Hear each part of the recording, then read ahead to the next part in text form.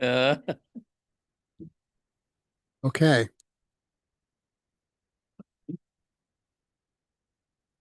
Okay, we'll get started. Welcome everybody to the October 27th, 2025 regular city council meeting.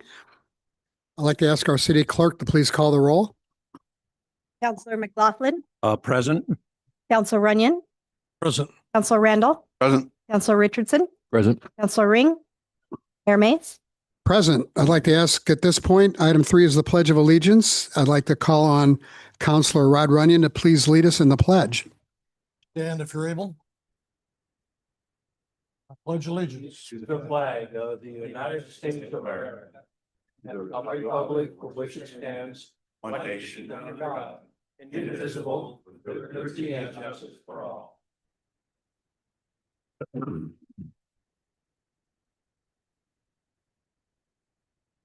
Item 4 is approval of the agenda. Do I have a motion to approve the agenda? One question on the agenda, Mr. Mayor. Is it true we are striking the executive session? That is my understanding.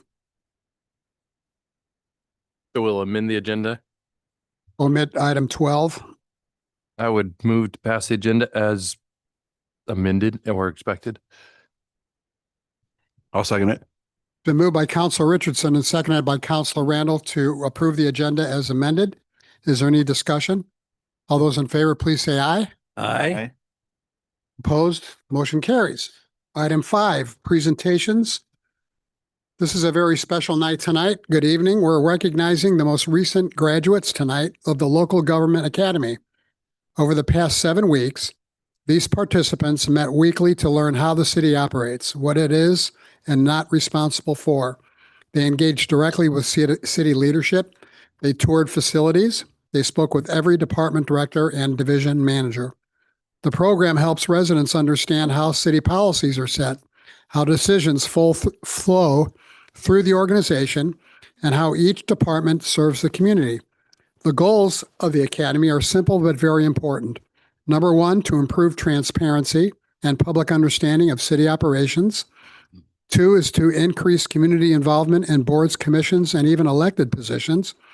And 3, to deepen community understanding of how local government works and help residents see how they can make a real impact on city decision-making. To our graduates, thank you for dedicating your time to learning about how your local government works. I encourage you to continue building on what you've learned by staying engaged, volunteering for a board or commission, or perhaps even running for city council in the future, or mayor. On behalf of the city council, congratulations and thank you for your commitment to the city of the Dalles. So at this point, we have certificates of recognition for all of you. And we also have a very special city pin that you can wear. So as I call you up, please come up, and then after, once you stay up here, because we're going to get a group photo. So.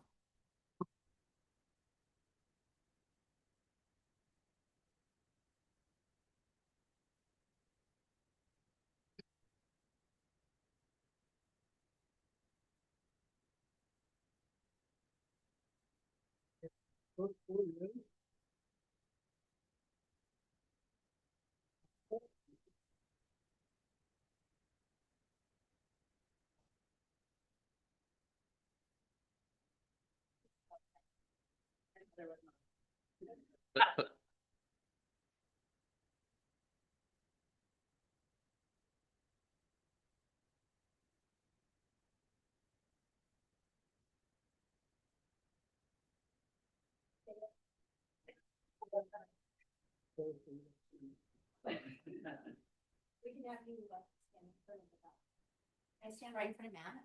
Perfect. Yeah. No, it's perfect.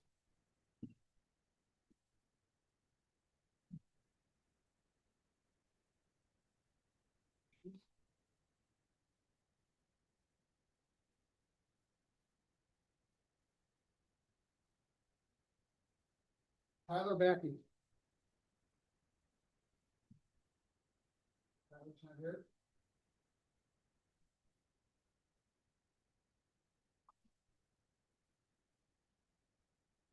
Jill Barlow.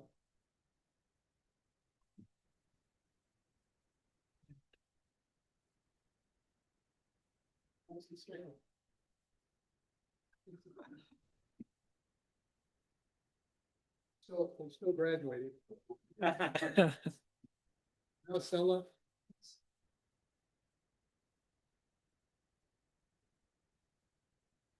Got her too. God.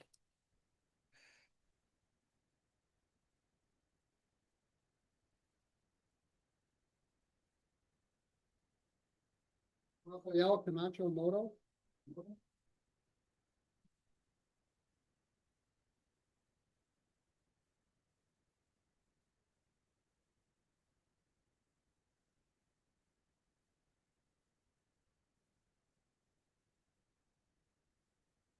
Patrick Green?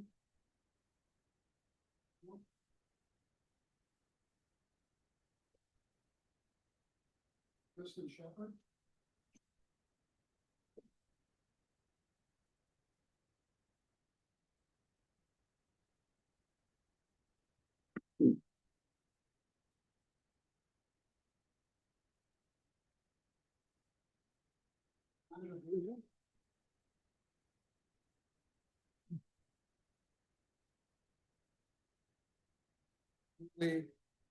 Manuel Garcia Flores.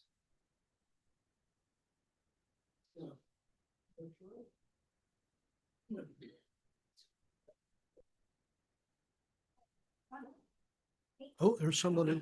Wait.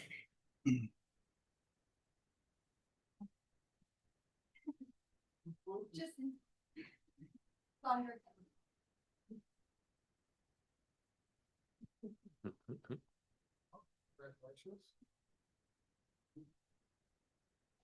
Thank you, Max.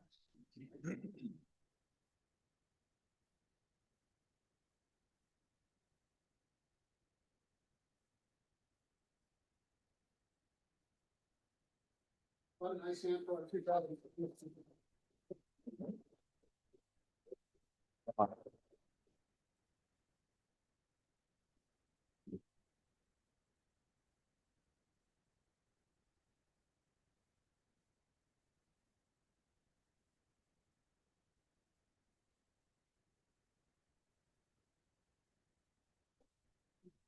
Depends. Okay, yeah.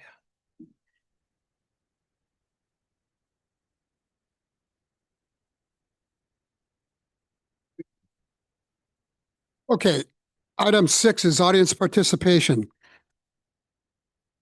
During this portion of the meeting, anyone may speak on any subject which does not later appear on the agenda. Interested citizens are required to sign up in advance and be recognized. Up to 3 minutes per person will be allowed. Citizens are encouraged to ask questions with the understanding that the city can either answer the question tonight or refer that question to the appropriate staff member who will get back to you within a reasonable amount of time.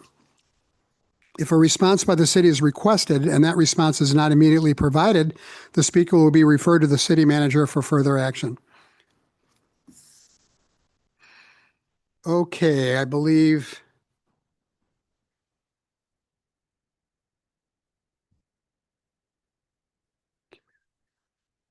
Okay, some of you have signed up to speak about the dog ordinance, so I won't be calling on you.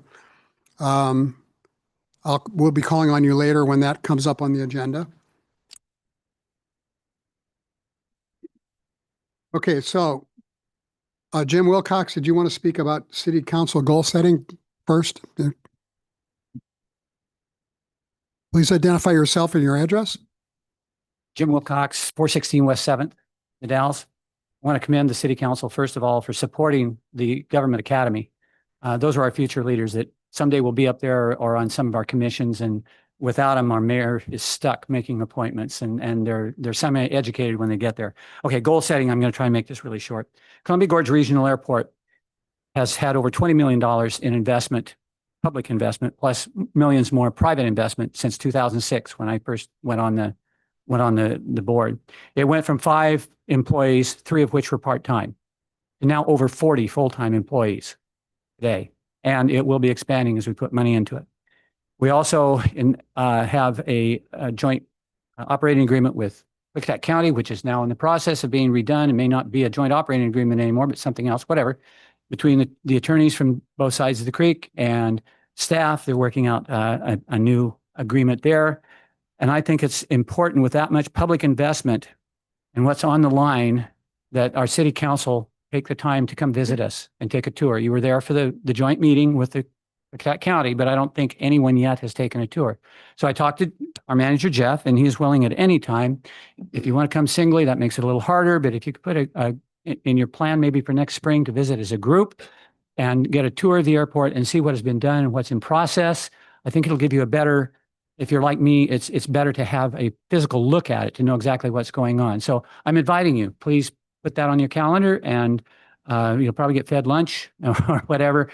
But if it's in the spring, it doesn't get dark as early. So if you're working, you can do it after work. That's something. Then Fort Dalles Museum is another local asset that has public dollars going into it, and the Anderson House.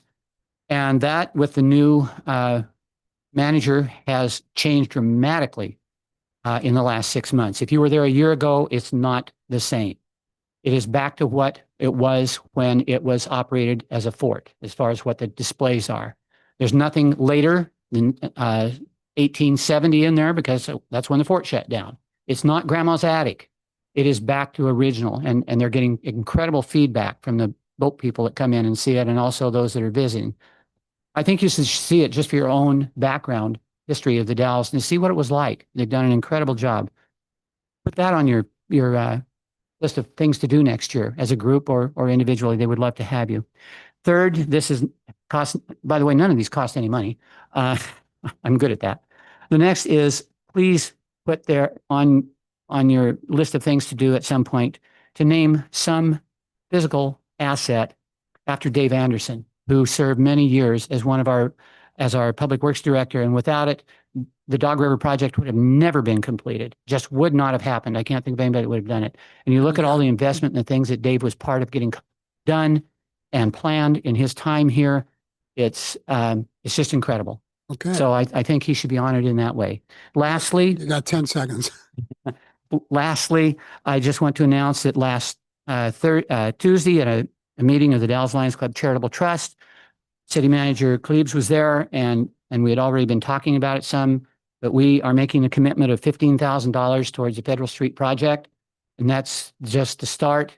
It will be our goal in our 100th year. Lions will be 100 years old in the Dalles next year, and that will be our chief fundraising project for 2026 is a Federal Street Plaza.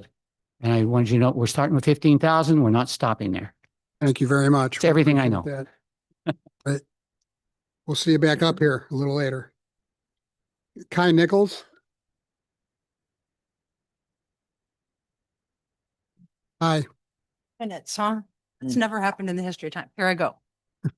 My name is Kai Nichols and I work for Gobi, Greater Oregon Behavioral Health, but I'm here today on behalf of MCAC and the Houseless Collaborative to invite you to a screening of a movie called No Place to Grow Old. As you know, houselessness is of great concern in all demographics, but houselessness affects people of all ages, but older adults face unique challenges, vulnerabilities, and barriers. And so as a member of the older adult team at Gobi, I would like to invite you all to attend this screening, but also to be on your minds in the future.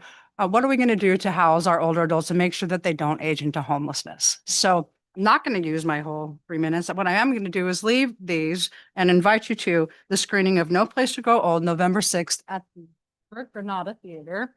Chuck is going to make brisket chili. So if you come for nothing else, come for dinner and become a part of the solution, which I know you all want to be, and make sure that we not only house our older adults, our elders, which are most of my concern, but everyone that needs a house in the gorge. So thank you for your time. Thank you. Would you like to pass those out now or No. give them to the city clerk?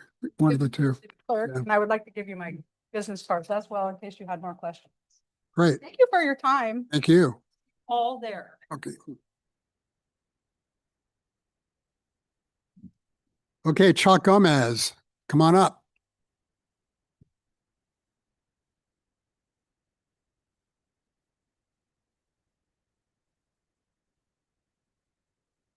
My name is Chuck Gomez, Granada Theater, 221 East Second Street. Good evening, council and council attendees in the room. I'm here to speak on the Beautification Committee. Good news. Starting in May of this year, for over 6 months, we worked on our tree grant project.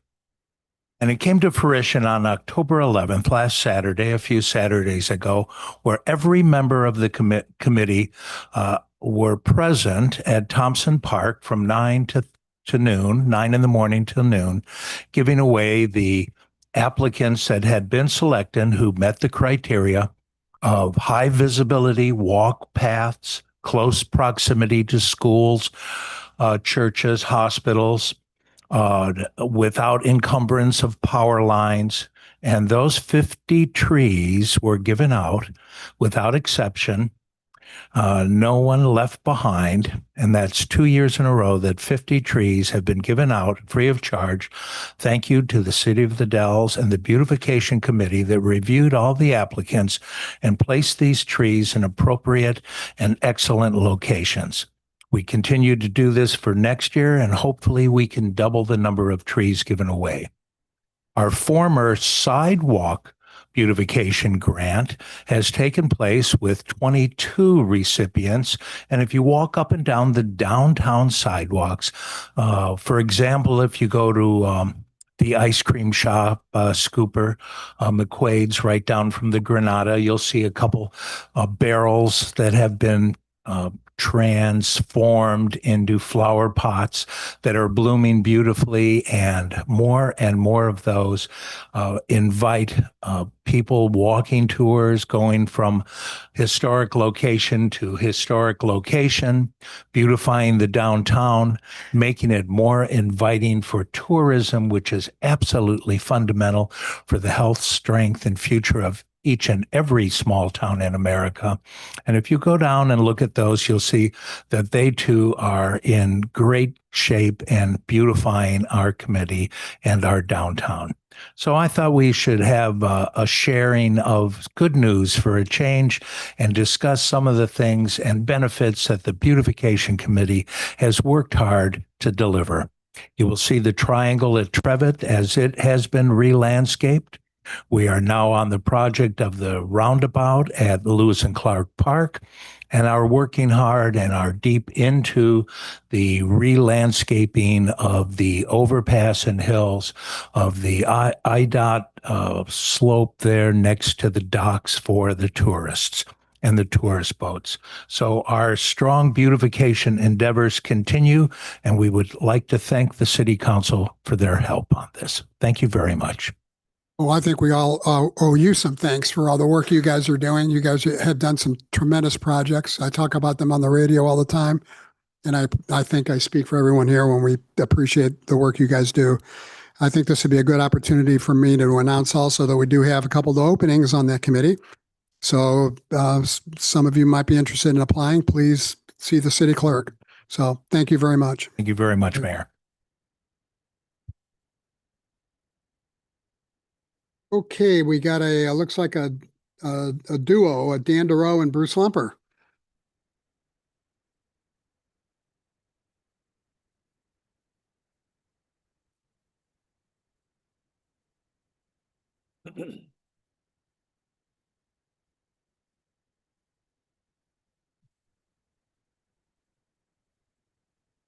Please identify yourselves and My name is Dan DeRoe, 1628 West 13th Street. And my name is Bruce Lumper, and I'm at 6377 Mill Creek Road, the Dalles. And wearing the Dalles Riverfront Trail hat tonight. please make sure you speak right into the microphone, okay? Bruce is going to do most of the talking here tonight. I'm just here for support, but we are here to thank the council, and you are the first of several agencies we will be thanking for all of the help that you have given us over the past 6 years and in all of the projects that we've completed. So Bruce is going to talk about that. I was just recognizing tonight that it was 6 years ago, last month, that I sat before the council. And I don't know if there were Rod, if you might have been on there, but there were no, yeah. And good. So it's got some institutional memory there. The council unanimously approved $100,000 contribution, seed money, kickoff money for this proposed repair and maintenance project on the Dalles Riverfront Trail. And let's see, they also tasked Julie Kruger, the city manager at the time, with also working with us and community partners to leverage that money to pay for the rest of this project. And God bless her, she worked with us and helped us raise another $202,000 from the community to do this work. Just $10,000 short of the estimated cost of this project of $312,000. This was 3 repairs and one maintenance, seal coating of the whole trail. Well, ultimately, it was the cost of we had 52,000 in contingency in there as well. Ultimately, it cost us what, Dan? And also an added repair project. BPA joined in when they damaged the trail out there by Taylor Lake, and they put in another 166,000 some odd dollars for the project.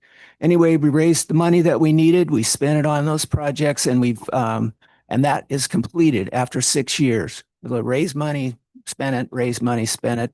And those are, you'll get to see those if you're out on the trail, and all of it's seal coated. And we've already started in on some, getting some more money and some new projects. So big thank you to the council for doing that at the time and supporting us throughout the project. Really, really appreciate it. And just want to follow up with Chuck with more good news. Thank you.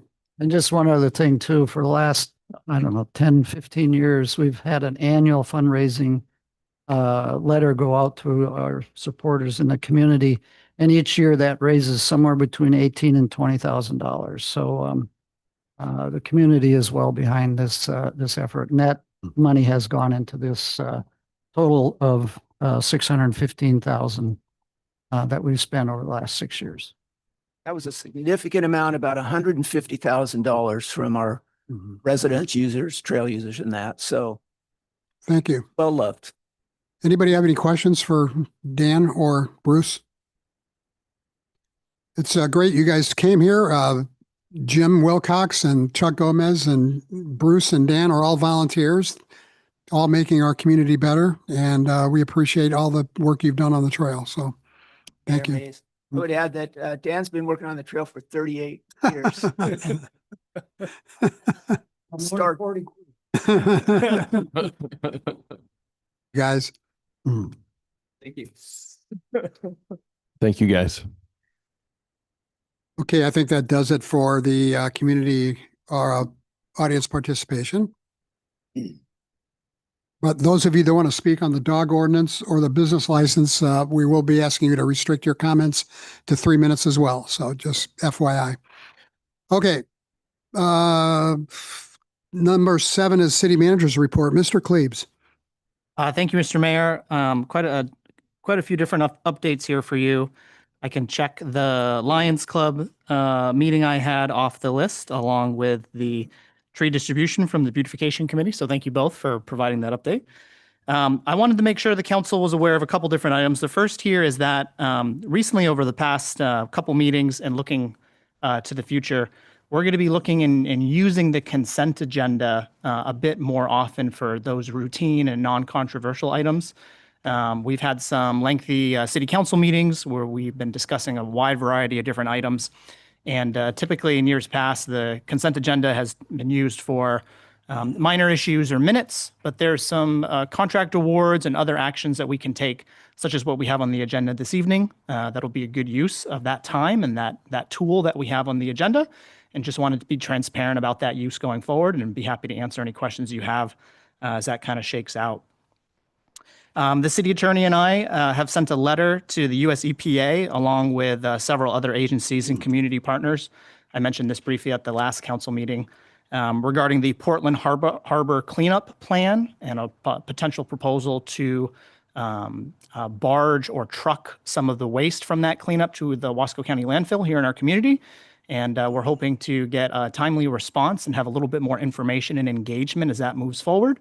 We'll keep the council in the loop, and we'll be evaluating what different options we may have or what kind of concerns may need to be vetted after we get a response to that letter.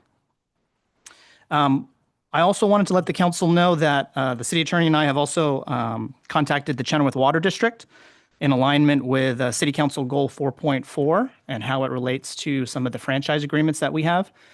We do not have a franchise agreement with the Chenoweth Water District, and it's something that we've talked about from time to time. We have transmitted a letter to them informing them of our desire to have a franchise agreement along with a draft copy for their red line and review. And this was in part prompted by a construction activity that the Chenoweth Water District undertook near the Safe Routes to School project on 10th Street, which resulted in a cut into that road that was just recently completed. And so we're hoping to build a stronger relationship with Chenoweth Water District and kind of put these systems and frameworks in place so we can avoid cuts in recently completed street projects. I'll be attending the Oregon Connections Telecom Conference in Hood River later this week, and we'll be participating in a panel titled Local Leadership and Beyond related to our involvement with Q-Life. I've mentioned it a couple times, but there is an informational meeting this Thursday at 5:30 in the council chambers to discuss some of our projects in 2026, most notably the First Street streetscaping project, the Federal Street Plaza, and the First and Weber Interceptor project. All of these projects will be going on starting in the spring in 2026, and we'll have various traffic and parking impacts in the downtown. So this informational meeting is to give the community a chance to come in and learn about those impacts, ask questions, and plan for 2026. We'll have our goal setting on November 6th and 7th. The regular city council meeting on November 10th is canceled. As part of our preparation for the city council goal setting, we did put out with the assistance of Sarah Singer Wilson, or SSW Consulting, a community survey, which as of to date, we've received 214 responses, which I think is not half bad. That'll help and provide another additional data set for our session. And then I had a meeting with the Dalles Arts Center Executive Director focused on the Roundabout project, which is also planned for next year. This is the installation of new art facilitated by the Art Center with an artist and the Columbia Gorge Community College over the faded murals that are around the center of the roundabout over near Sunshine Mill. And then finally, I attended the ribbon cutting for the new city-owned water infrastructure built and paid for by Google. This is associated with the transfer of water rights from Google to the city of the Dalles, which increases the total amount of water rights that we have for our community. A big highlight of that ribbon cutting was critical aspects of the aquifer storage and recovery system that we have, the ASR. This is in essence, and I think they described it pretty well, it's a savings account for water. We pump water into the aquifer when there's a surplus and draw it down when there's a deficit or when it's needed. This agreement was related to the construction of the 2 new data centers on the former aluminum site, not to be confused with the proposed and historically proposed Walmart property adjacent to it. The ownership structure for these facilities, along with the transfer of the water rights to the city, again, strengthens the local management and control of our community's water resources and our future needs. And I think that ribbon cutting, which was well attended, was a great opportunity to celebrate that transfer and that control of our water future. And with that, I'd be happy to answer any questions you may have. Any questions for the city manager? One brief one. The info meeting on Thursday, that's a drop-in meeting, not a sit and listen to a series of talks meeting. Yeah, so it's a drop-in meeting. It'll be right here at the city council chambers. It will be recorded and there'll be a virtual option.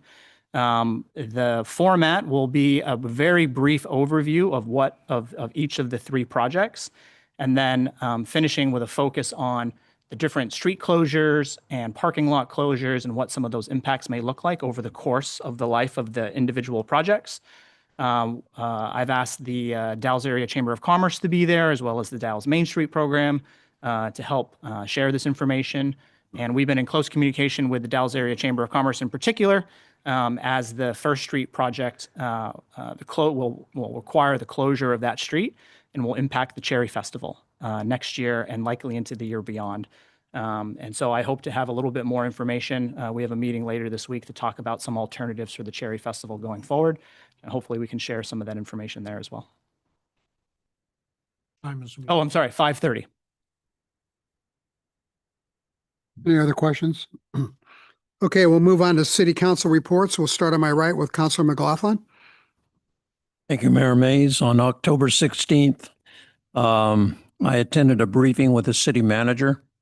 October 17th, Airport Commission meeting.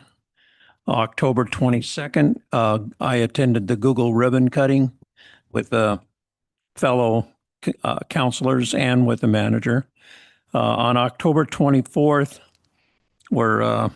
we had a homeless, houseless meeting to discuss the issue.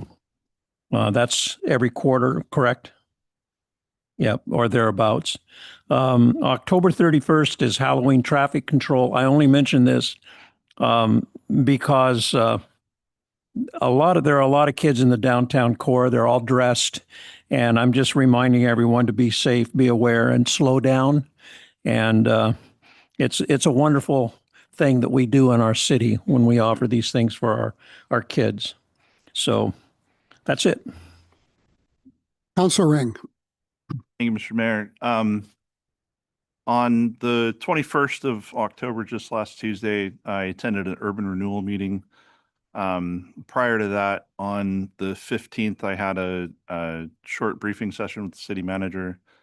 And over this weekend, yesterday, in fact, we had a Sister Cities banquet at the Neon Sign Museum. For those that don't know, typically in the springtime, we have a contingent of chaperones that go with some of our high school students from the Dalles to Japan to visit Miyoshi City as a kind of a cultural exchange program. Reciprocally, they come in October. So they were here just this last weekend, and Sunday night we had a small banquet with them, and there were some interesting displays and things like that they shared with us that were cultural and important to those in Japan. So it was pretty unique. I encourage next year, about the same time, probably sometime in October, keep an eye out on the calendar. There should be something similar to that. And then on the 31st, there is a walking school bus event to sort of walk down to Chenoweth School. I'm sure if anybody wanted to join, they could. And our city clerk would have more information on the time and location. Thank you. Councilor Randall. Thank you, Mr. Mayor. On 14th of October, I attended a briefing with yourself, the city manager, and the city attorney. On the 20th, I had an interview with Sarah Wilson in preparation for the goal-setting retreat we're going to attend, I believe, on the 6th and 7th of November. On the 22nd, I also attended the water infrastructure ribbon cutting. Related to that, a few weeks ago, I toured the city of Beaverton's new aquifer storage recovery system. And I got to say, the city of the Dalles acquired, as part of their agreement with Google, is quite substantial in comparison. And then finally, I had on the same day, the 22nd, I had the meeting with the Historic Landmarks Commission, where we approved the request for the Federal Street Plaza. That's my report. Thank you. Councilor Richardson. Thank you, Mr. Mayor. I've got a few things. I'll try and keep it brief. I don't remember the date right off, but I attended the most recent Traffic Safety Commission meeting, as one does, and a couple of conversations going on there include some thought to draw up a short list of high priority bull belts for traffic calming discussion in the city. Several of the downtown projects, and also some concern over those Portland Harbor activities, or as I wrote down, the Willamette River sludge trucks, which are not coming next summer, but should they hit town, will be a really large impact. So I do thank you for sending that initial letter, City Manager Klebs. I think we need to really start being mindful about this, trying to head it off. I also attended the aquifer recharge ribbon cutting, then aquifer and wells. I just want to reiterate, it's an enormous benefit to the Dalles. Google itself obviously has costs and benefits, but the wells, the water rights, and the aquifer storage leave us in a stronger and sort of healthier position with regard to water supply. And I do request, or I'd like the staff to keep us posted. I'm particularly interested, at least, on when the test pumping starts and how progress goes there over this next season, next year. I'd be very interested in a presentation at an appropriate time about that. At the urban renewal meeting last week, we were given notice that the Tony's Lot proposed development, the fermentation hub, just is not going to come together. Financially, for those folks, it just didn't pencil out in the end. The Board of Urban Renewal voted ultimately to allow the city and city contractors to use the Tony's Lot as a laydown yard in support of those downtown projects that were previously mentioned over the next year. And then we will be looking for sort of next steps in development, probably on the order of a year from now. I just want to make note that, if I understand right, it's free yard debris month at the Dalles transfer station. So I would encourage folks to take leaves there, perhaps, instead of smoking up the town and smudging out your neighbors. It's very handy, and I know some neighbors would appreciate it.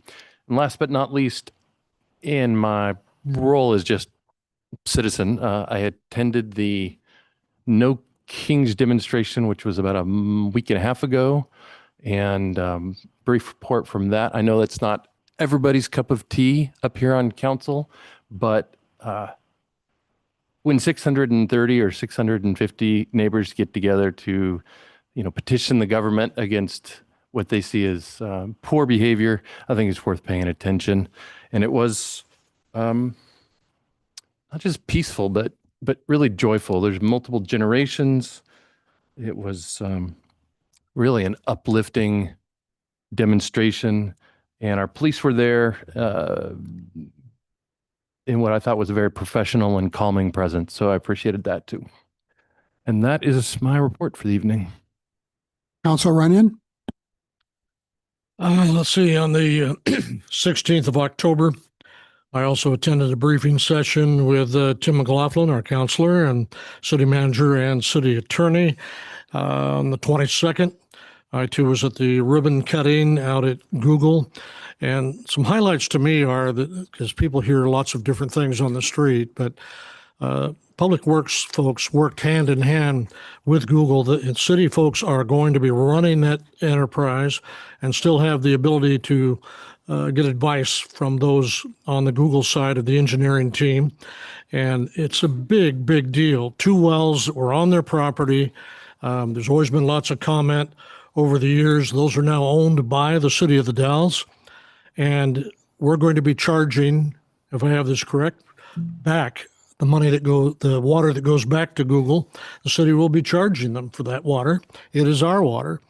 And one of the engineers told me, and maybe the group heard it, more than 100 million gallons of excess water above and beyond anything that Google uses will be sitting there for the city.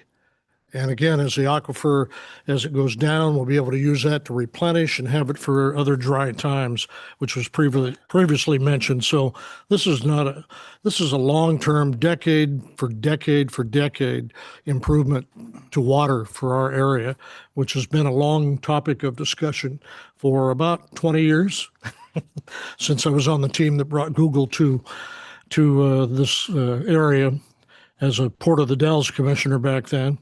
So it was well attended, lots of folks from all over. On the 24th, I had an interview with the folks that are putting on our goal setting meeting, and I think it went okay. We'll find out when the goal session begins on the 6th and 7th, I guess. And I think that's it. Okay. We now are moving to item 9, consent agenda. Items of a routine and non-controversial nature are placed on the consent agenda to allow the city council to spend its time and energy on the more important items and issues. Any councilor may request an item be pulled from the consent agenda and be considered separately.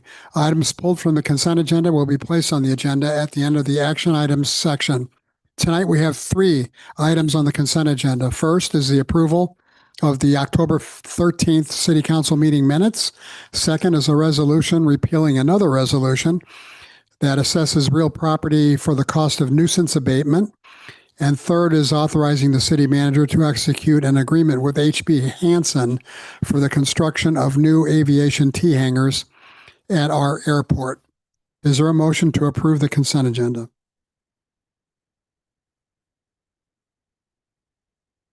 Mr. Mayor, I'll make a motion to approve the consent agenda. And McLaughlin will second. It's been moved by Councilor Ring and seconded by Councilor McLaughlin to approve the consent agenda. Is there any discussion? Is it appropriate to ask a question, or do I have to pull it off to ask a question? You can ask the question. Okay. Let me bring it back up here.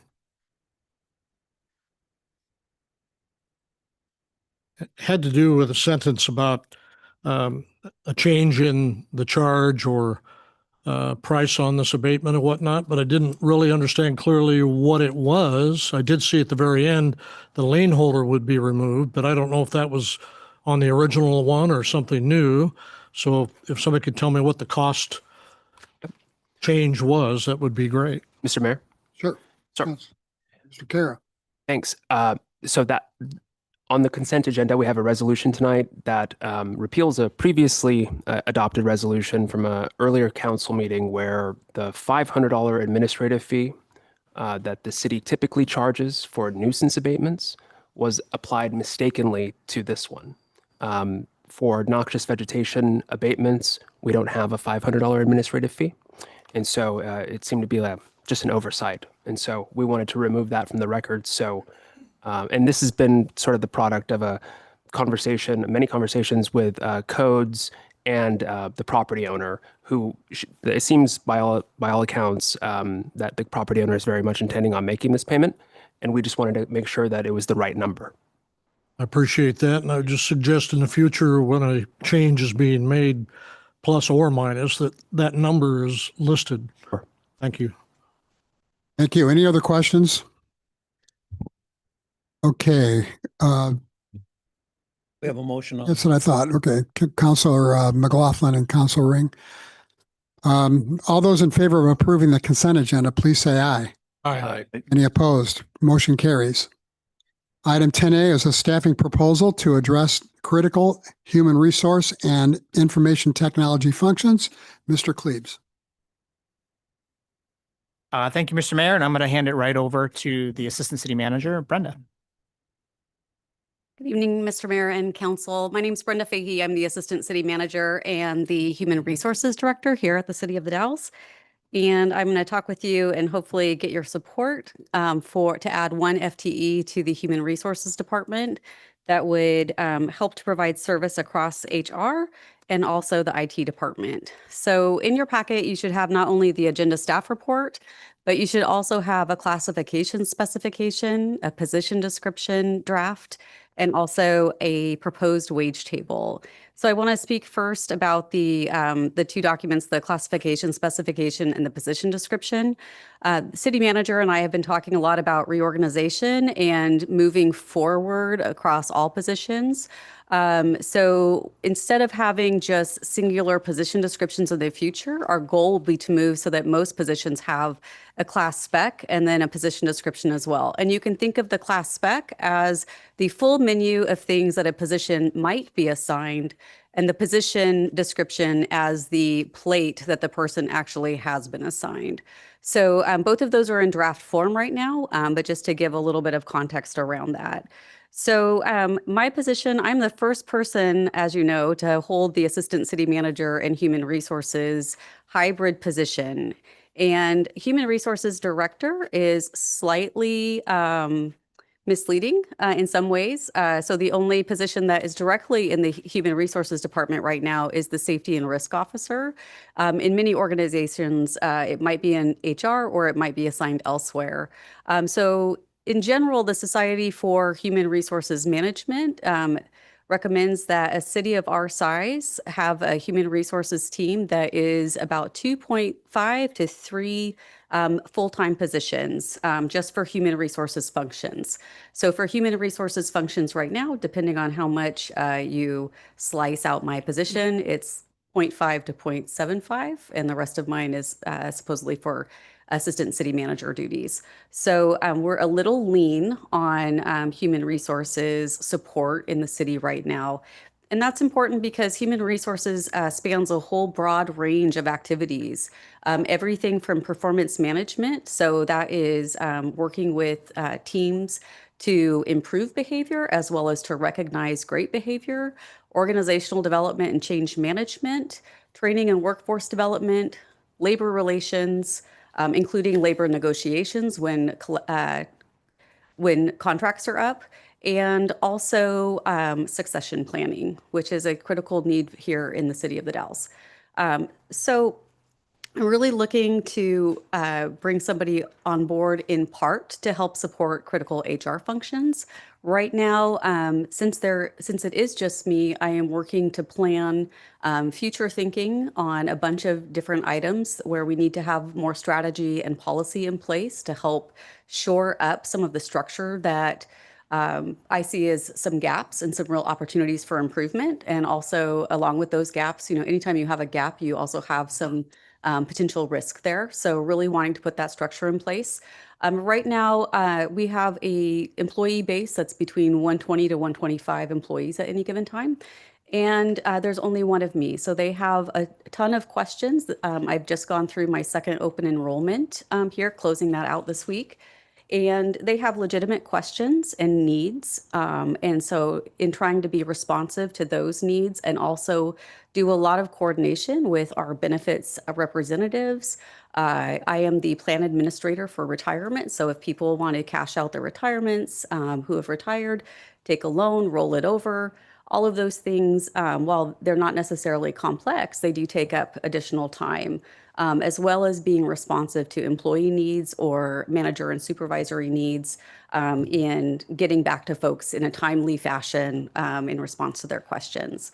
Along with that, I do need to support the city manager as part of my assistant city manager role. I have IT in my portfolio right now, and I also have the library in my portfolio right now. So supporting both of those departments as well. The IT team has actually been expanded in the last couple of years. Currently, we have an IT team of 4 folks, including the IT director. And if you look at industry standards, an IT team for the city of our size supporting all of our needs would be between 5 to 7 full-time FTE. And that's depending on the level of complexity of the organization and any specializations there. Our IT team, since it has grown in the last couple of years, they are really working hard to turn the ship. I think we're going in the right direction, but we have a substantial amount of technical debt that has gone unaddressed just due to the size of resourcing and the lack of technology resource investment over a historically long period of years. So they're really working hard to keep the system running and provide end user support. And it actually leaves very little time for them to address the enhancements that are necessary to move us forward with our technology. So amongst those 4 people, every one of them, including the director, estimates that they spend between 50 and 75% of their daily activities supporting the existing system that's working on break fixes and providing end user support. So that leaves very little time to work on some critical projects, of which we have several going on right now. We have a SCADA project for Public Works to upgrade their system. We are partnering to provide support on a CAD RMS upgrade.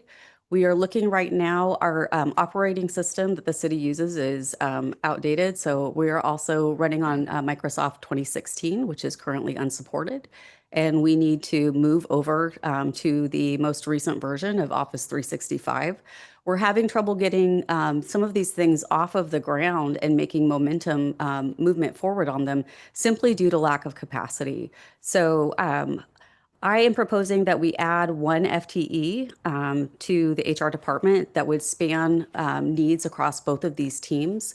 And while I could also be asking for two FTE, which would not be out of the realm of reasonableness right now. We are trying to scale our requests to make sure that we can sustain that over time with our budget and trying to be responsible in that way. I can see this role taking on a few different things, along with HR support and providing some administrative support, developing training plans and rolling those out to include a focus on cybersecurity training, which is a huge need here in the city. And that would actually be a great lift for the IT team as well. And also providing some end user support. If we can have this person helping somebody when their printer's not working or when the program won't restart, we could potentially save some time from the IT team so they can continue to be heads down as much as possible on their critical projects and hopefully make more progress on those things. So I'm proposing that the salary range be commensurate with what the safety officer is listed at. So that's a starting salary, a base salary of $75,933 with a topped out salary of $90,669 annually. For the remainder of this fiscal year, that would be a projected salary cost of $88,300 with a total all in for equipment and furniture of just over $96,000.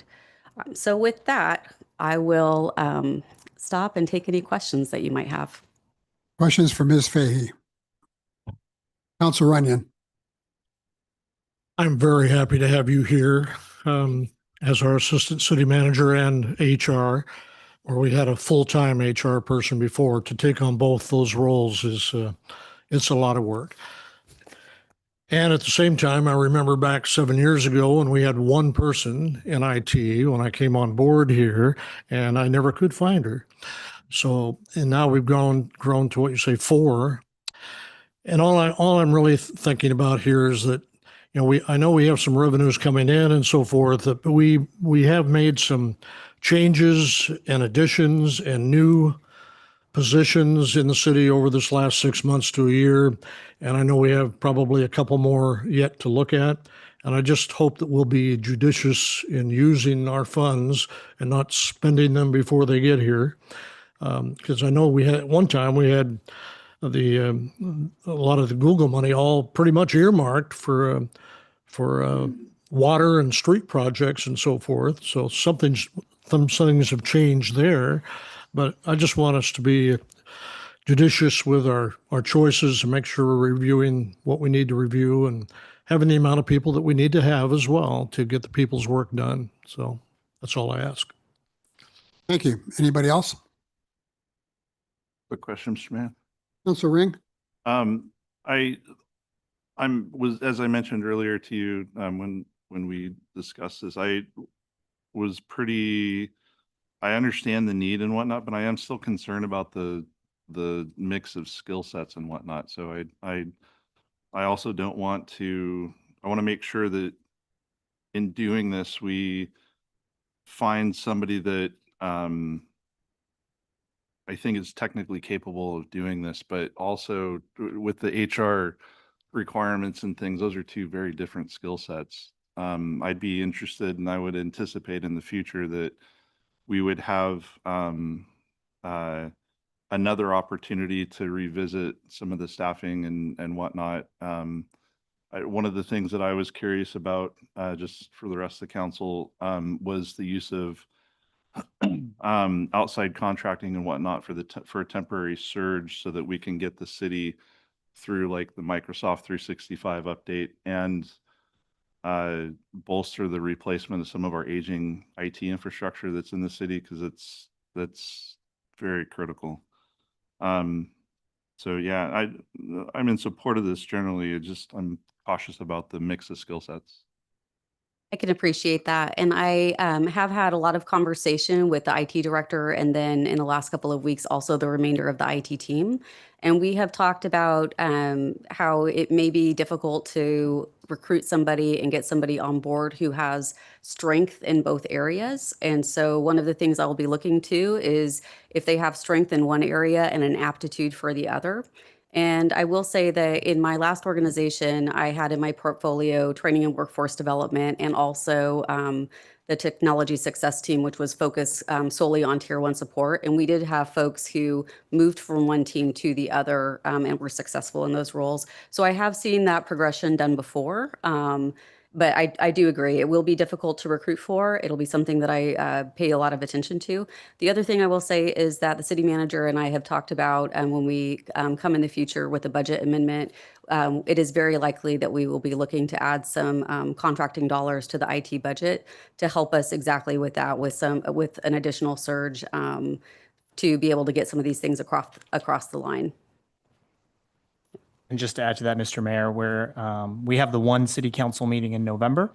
I think it's November 24th, and staff is working to have kind of a regular budget amendment on that agenda for some different items that have come up even over the last few months with different grants and other actions that is needed. And we'll need to have a piece of that budget amendment include this position, should it be approved, or should the wage table be adopted tonight.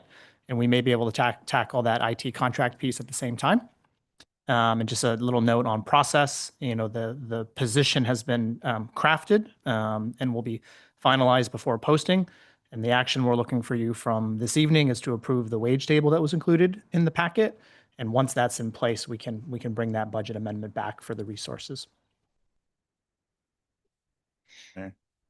Council Ring. Thank you for the clarification, because I think it's important for the public, especially here tonight, to note that we're approving the position description and documentation that came with that, but the budget amendment would be the moving forward. Is that accurate? Almost. So you'll be approving the wage table and the proposed salary range in the wage table. The job description and class spec have been crafted by Brenda and myself, and that's within the administration's purview. But once we know that you support the wage table and where we've landed on that, we'll be bringing back in that second step to budget or have available the needed resources to pay that wage table. That will be in November. That's what we're shooting for, yes. I have a couple of observations and a question. This prospective employee would be dealing with some really heavy duty items, some very important items: IT, liability, human resources, safety and risk. Those are four areas that directly affect the city's exposure to liability. And in my opinion, based on years of service in local government, these issues have not received the attention I think they've deserved over the past many years, several years. And I think this is a good step forward to getting those taken care of a little, and that's not a knock on anybody. It's just the way the system was. And you look back over time in the last 20 years, those four areas have really evolved. I will say, I think we have made headway with safety and risk. I think we've done a terrific job with that over the years. We just received an award for it, as a matter of fact, from the League of Oregon Cities and our insurance carrier. The question I have is, and I'm sorry, I should have asked you this or given you some heads up, but I just got in from out of town about 3 hours ago. Could you mentioned that staff is consistently overwhelmed with support tickets. Could you, I don't know if you could quantify that, or whether you can be a little more specific about the volume of support tickets that the IT guys are constantly overwhelmed with. Well, I think it really translates more to how much of their time they're actually spending to address those tickets. And that is that estimation of 50 to 75% of their time. So it's everything from break fixes, something's down, something's out. When we have outages like that, in part because our systems are older and they need to be upgraded, or in some cases completely replaced. When we have those outages, we're not only having a drain on IT team time, but we're also undoubtedly recognizing a loss in productivity for the teams that are impacted by that, and also potentially having a service disruption to the members of the community. So while I can't say on any given day it's this many tickets, because some tickets might take 5 minutes to resolve, and other tickets could very easily take more than a day to resolve, depending on how complex it is. It's really that percentage of time that they're estimating on a regular basis. That's how much time they're spending just keeping things afloat, not being, and that is time that, in my opinion, would be better spent if we can free up some of that time through system upgrades, through having somebody else take on that tier 1 support. My hope is that the remaining capacity for the IT team, we would be able to invest that in helping to move some more critical projects forward, so that hopefully over time we would see less break fixes. And if we are having a continued high volume of user support tickets, we would be able to do some analysis on those to see, is there some other root cause that we can address? Is there a training issue that we need to address either broadly or with a certain team? Is there communication that we can put out? Are we getting repeat tickets on an issue that we know about that they're working to address, and we can tell people to, hold off, we've got what we need right now. So those are the types of things that I'm hoping with this additional capacity, and also with the visibility across teams, that we would be able to address. Yeah, and also cybersecurity would be a 100%. Okay, any other questions for Ms. Fahey? Looking for a motion?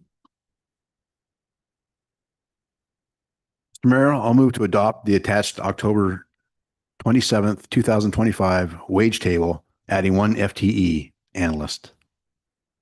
I'll second. It's been moved by Council Randall and seconded by Councilor Richardson to adopt the attached wage table and the additional 1 full-time equivalent employee. Is there any more discussion? All those in favor, please say aye. Aye. Opposed? Motion carries. Thank you so much. Okay, item 10B is a general ordinance amending our municipal code in regards to dog control. First, I'd like to have the staff report, and then I'd like to open it up for questions from the city council, not deliberation, just questions. And then we're going to open it up to the audience, and whoever would like to speak to the city council for up to 3 minutes per. You'll be invited to come up and talk to us about your thoughts about our proposal. And then finally, I'll turn it back over to the city council for deliberation. So with that, Mr. Cleaves, are you going to do the staff report? Yeah, I'll kick us off, Mr. Mayor.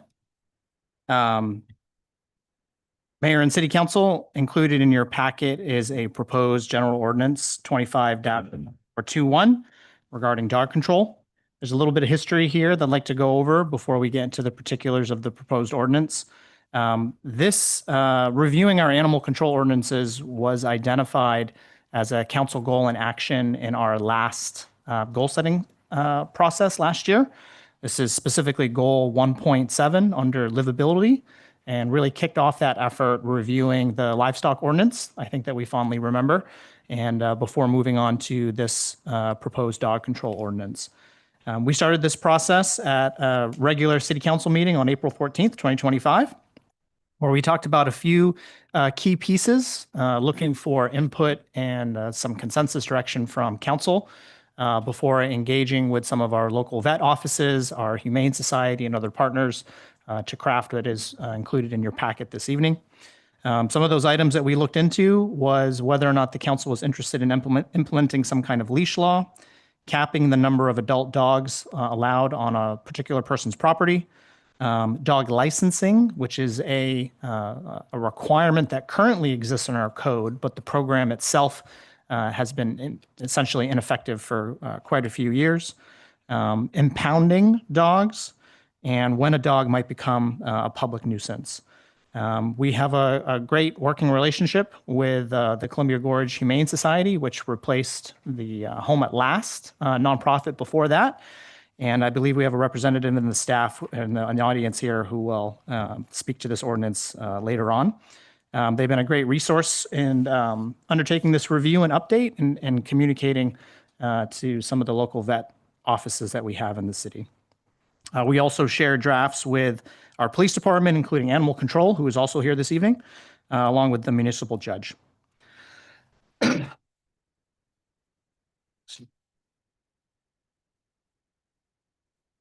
So included in your packet, in addition to the staff report, is the proposed ordinance itself, a red line, and maybe most notably in some cases, a table, which was sent out as supplemental to this evening's council meeting, which I think does a great job of kind of capturing and giving you a great comparison to what is in our current code and what is into the proposed code. Everything from the license requirement to impoundment, to the number of dogs, disturbances, public health and sanitary conditions, and really gives you that good overview there. And so I wanted to call particular attention to that table. Some of the key things that we really focused on, most notably right out of the gate, was the licensing program itself. And so as I noted, the city already has a dog licensing program as a requirement in our municipal code 5.20.030. But it's been inconsistently enforced and maintained and administered.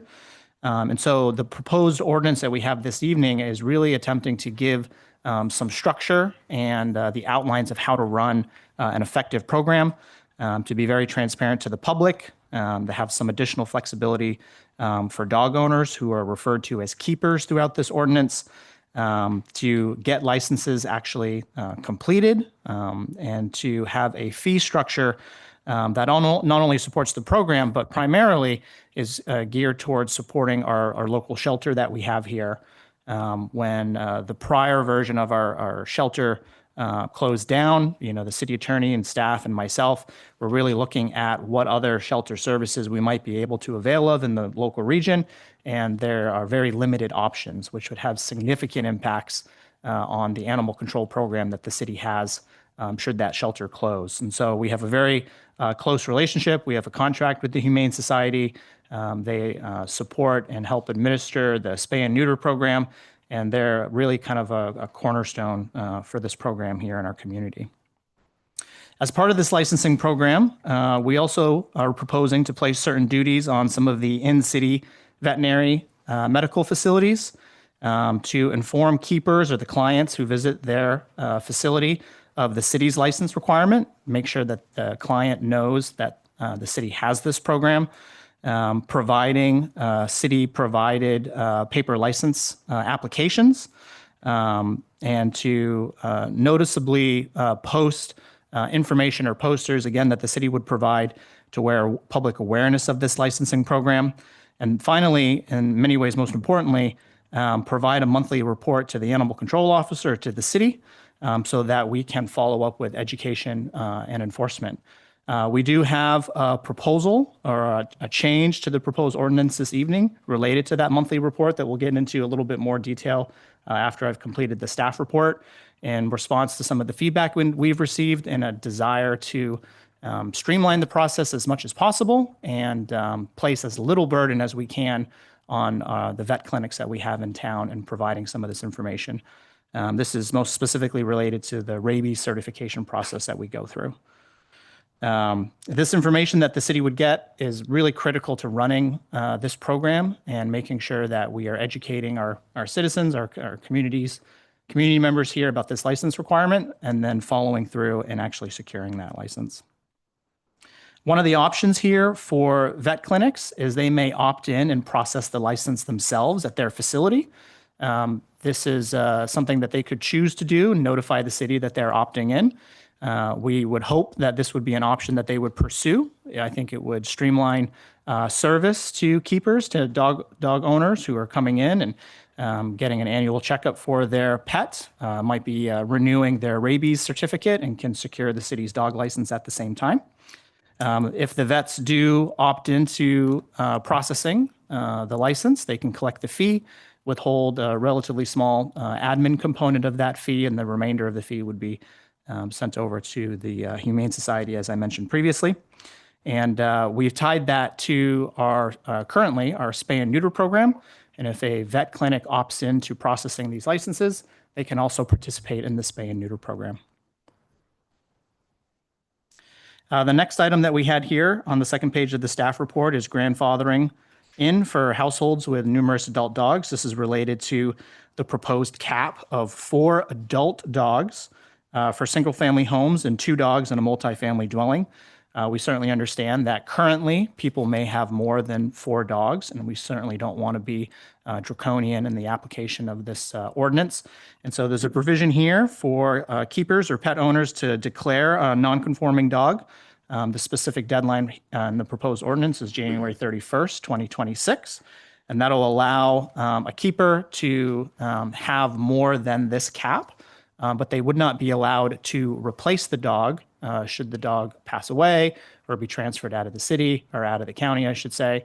And so the objective here is to eventually get everybody to be at or under the cap that we're setting, but not in a very, like I said, draconian process that could cause undue hardship on a particular family.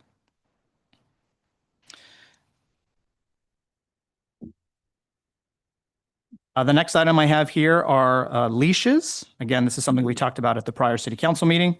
The proposed ordinance sets a clear leash law. When a dog is off the keeper's property, it must be on a handheld leash under the keeper's control. There's been a lot of back and forth on this item. There are limited exceptions that apply. On posted off-leash areas or off-leash parks, lawful hunting, livestock or agricultural work, or for dogs inside vehicles. But a dog that is off premises without control would be considered running at large, which in this proposed ordinance is a public nuisance, which may be subject to citation and impounded. Again, the approach here and with many of our ordinance here is with a focus on providing education first before any kind of stringent enforcement. Related to this, a dog that is left untethered or tethered and unattended in a public right-of-way for 15 minutes or more may also be impounded.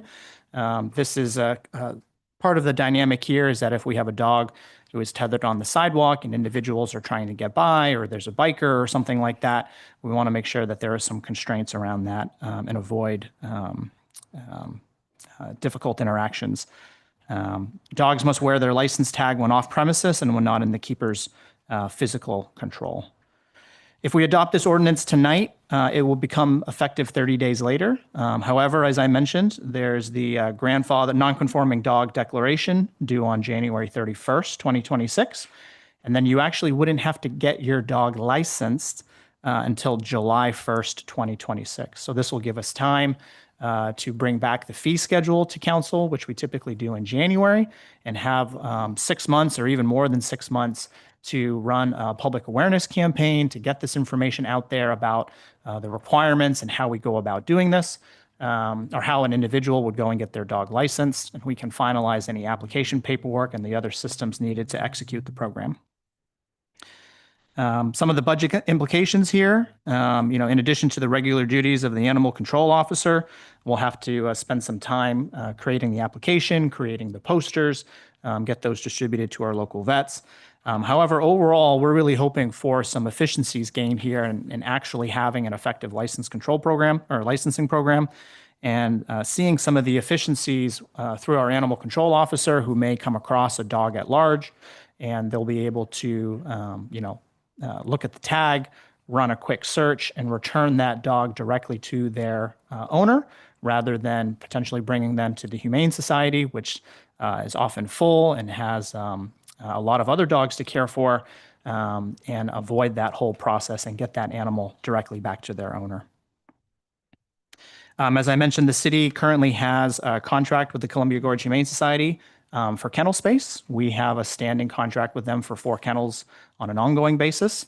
We partner with them on the spay and neuter program, and the fees associated with this ordinance, again, would be used primarily to support shelter operations itself. And so our recommendation this evening is to adopt the general ordinance by title only as presented. Again, we have a couple changes here that I think the city attorney will take point on in reviewing for you. But again, to reiterate a lot of the concerns or feedback that we've received, a license requirement already exists within the city. This ordinance helps set the stage for an effective licensing system to better care for and return dogs to their owner. It addresses some of the livability concerns that the city council had identified in our city council goal setting session, and better partners and supports our local shelter. Jonathan, do you want to take the handout? Yeah, that sounds good. City councilors and Mr. Mayor, the city clerk just handed down a sequence of slight amendments. Just as the city manager mentioned, Matthew and I worked over the weekend to sort of think about ways to incorporate and fold in some of the feedback that the city has been receiving after publication of the ordinance. And I think we're pretty happy with how it turned out. And of course, regardless of what happens tonight, a copy of this handout will be included in the minutes for the public's examination in the next packet. And I'm happy to read out aloud these proposed post-agenda publication amendments now. So these are all intended to amend the same section of our proposed ordinance, the Dalles Municipal Code 5.20.030. And there are only 3 changes.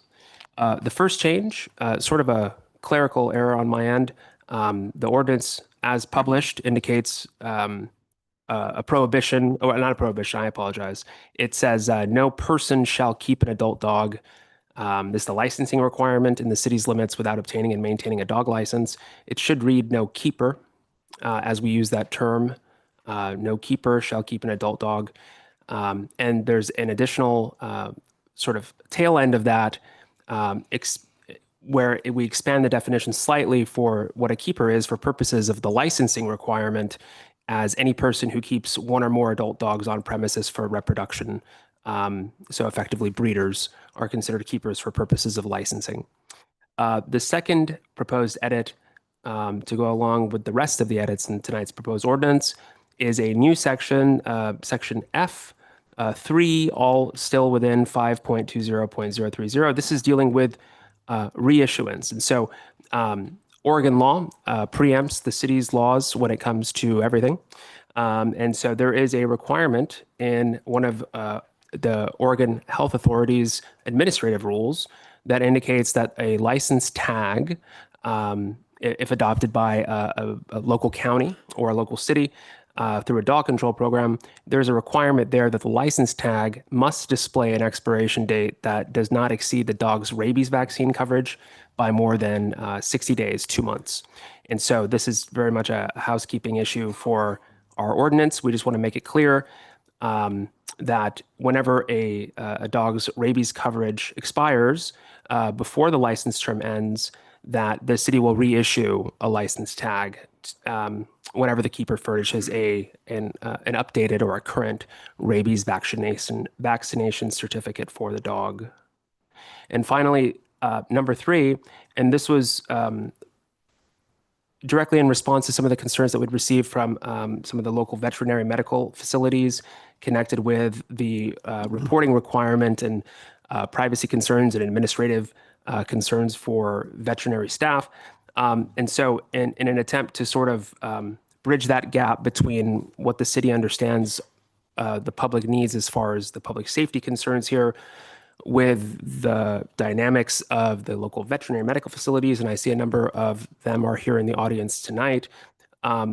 Aside from what the court, just to back up for half a second, what the ordinance proposed in the draft that the public saw and was published last week was a requirement, among other things, for veterinary medical facilities located within the city to send in to the city each month a list of clients of the facility that have a dog that live in the Dalles. And the point of that, I think, is, as Matthew mentioned, a logical nexus point for the city to get a sense of local dog owners as an opportunity to reach out to them, to notify them, and an educational component about some of the dog licensing programs. Again, all in support of this community's well-being and health and animal well-being and health. And we received some feedback from local vets that that was almost too burdensome of a process and that there were some privacy and data concerns there. So tonight, very last minute again. Otherwise, I would have sent this out for a supplemental, but we didn't have that much time to get it prepared. I'll just read it. I'll reread. I will read the sentence as it has been rewritten to give a better idea of what the city's expectations would be under this proposed ordinance. Again, this is for proposed the Dalles Municipal Code section 5.20.030. This is a rewrite for section G2, which is entitled reporting. And it would now read, at least every 90 days, a person licensed or certified under ORS Chapter 686, working at, for, or on behalf of a veterinary medical facility shall, on behalf of that veterinary medical facility, send the animal control officer a copy of each rabies vaccination certificate issued during that period for all dogs whose keeper has a mailing address within the Dalles. Information and records submitted pursuant to this subsection G2 may be used only to administer and enforce this chapter. This is a regime that's contemplated and authorized by state law. It's how every county in the state administers their dog control program. It's how a number of cities do as well. It's the way, again, to sort of get to that bottom line of having that logical touching point for the city and dog control, for dog owners, so the city can administer this dog control program. It's basically a way to get an idea of, well, hey, if you have a dog, you might want to know about our ordinance. Because if our animal control officer sees your dog and they're not licensed, or, if they're not licensed, that's grounds for some impoundment. And we want to make sure we want to keep dogs with their owners. And so it's a very straightforward process. The vets are here tonight. They can certainly speak for themselves. It's my understanding that you all are required to issue these rabies vaccination certificates. You're also required to keep them. And I think you all know this better than I do, in case you're probably already sending them out to the state and the county. And so state laws contemplated this idea. And when cities adopt dog control programs, we are authorized by the law under state administrative rule to request that. And so hopefully that's less of an administrative issue for your staff. And again, the city manager mentioned this, for veterinary medical facilities that want to opt into some of the administrative processing and issuing of some of these licenses, council will always have the opportunity to allow a fee. And that fee would be intended to cover some of that overhead. So I think an important addition I want to add is balancing the requirements of the ordinance, and that the need to have an effective dog control ordinance. And I think, to Jonathan's point about a logical nexus point, we also acknowledge that it's not going to catch every dog out there. It's not going to catch every dog owner.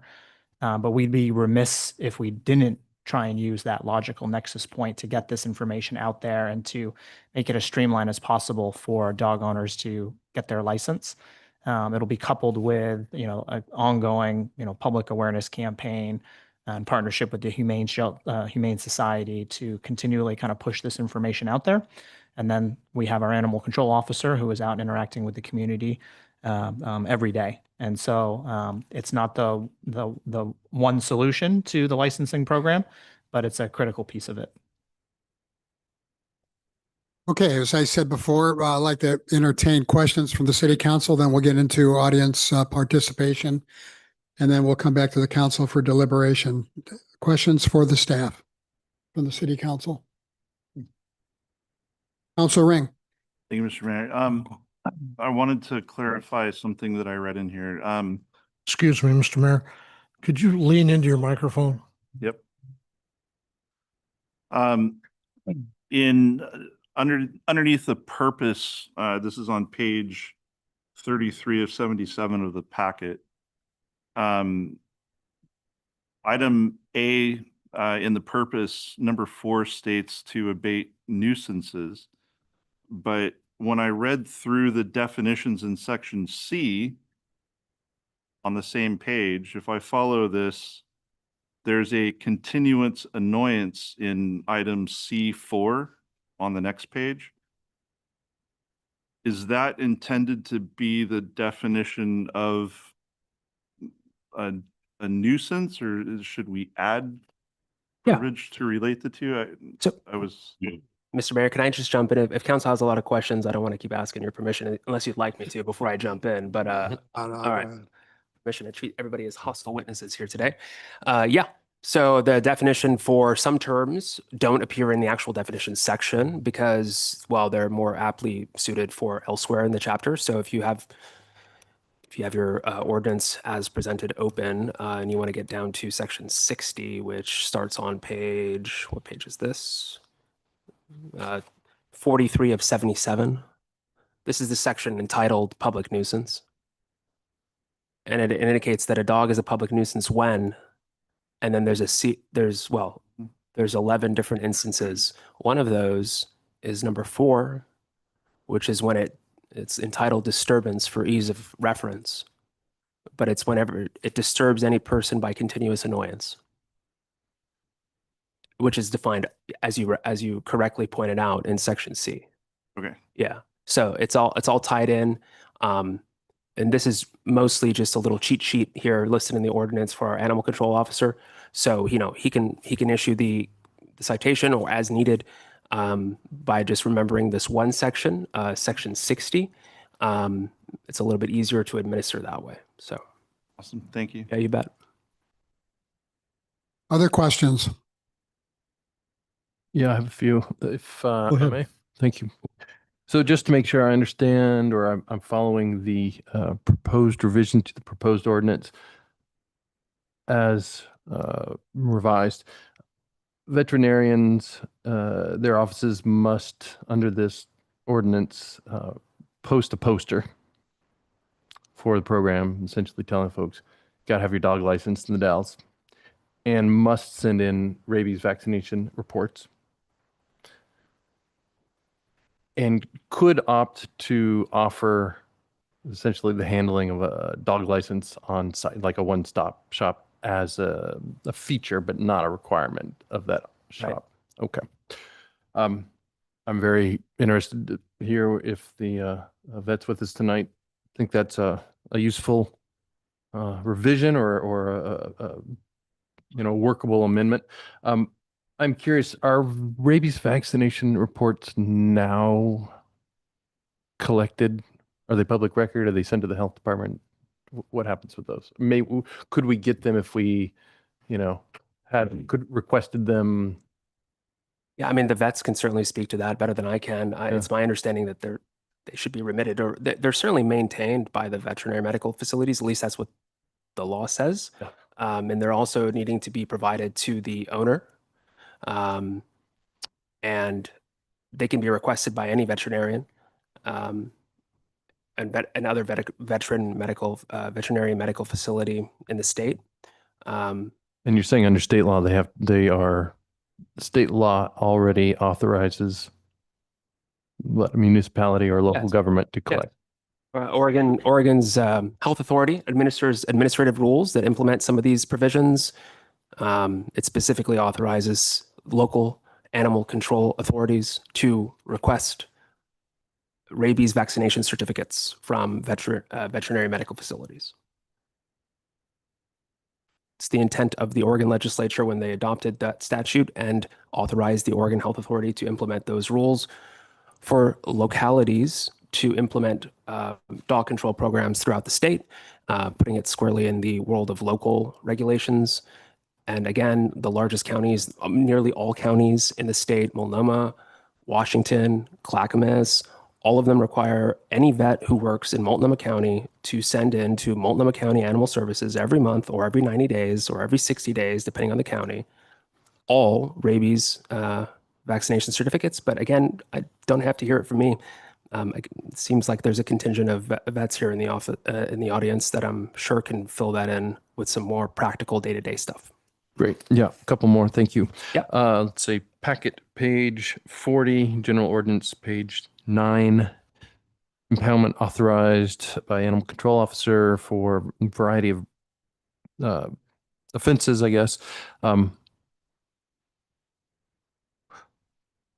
I'm curious if this covers menacing. There's a definition of menacing on page 34, means lunging, growling, snarling, etc. that would cause a reasonable person to fear for person's safety.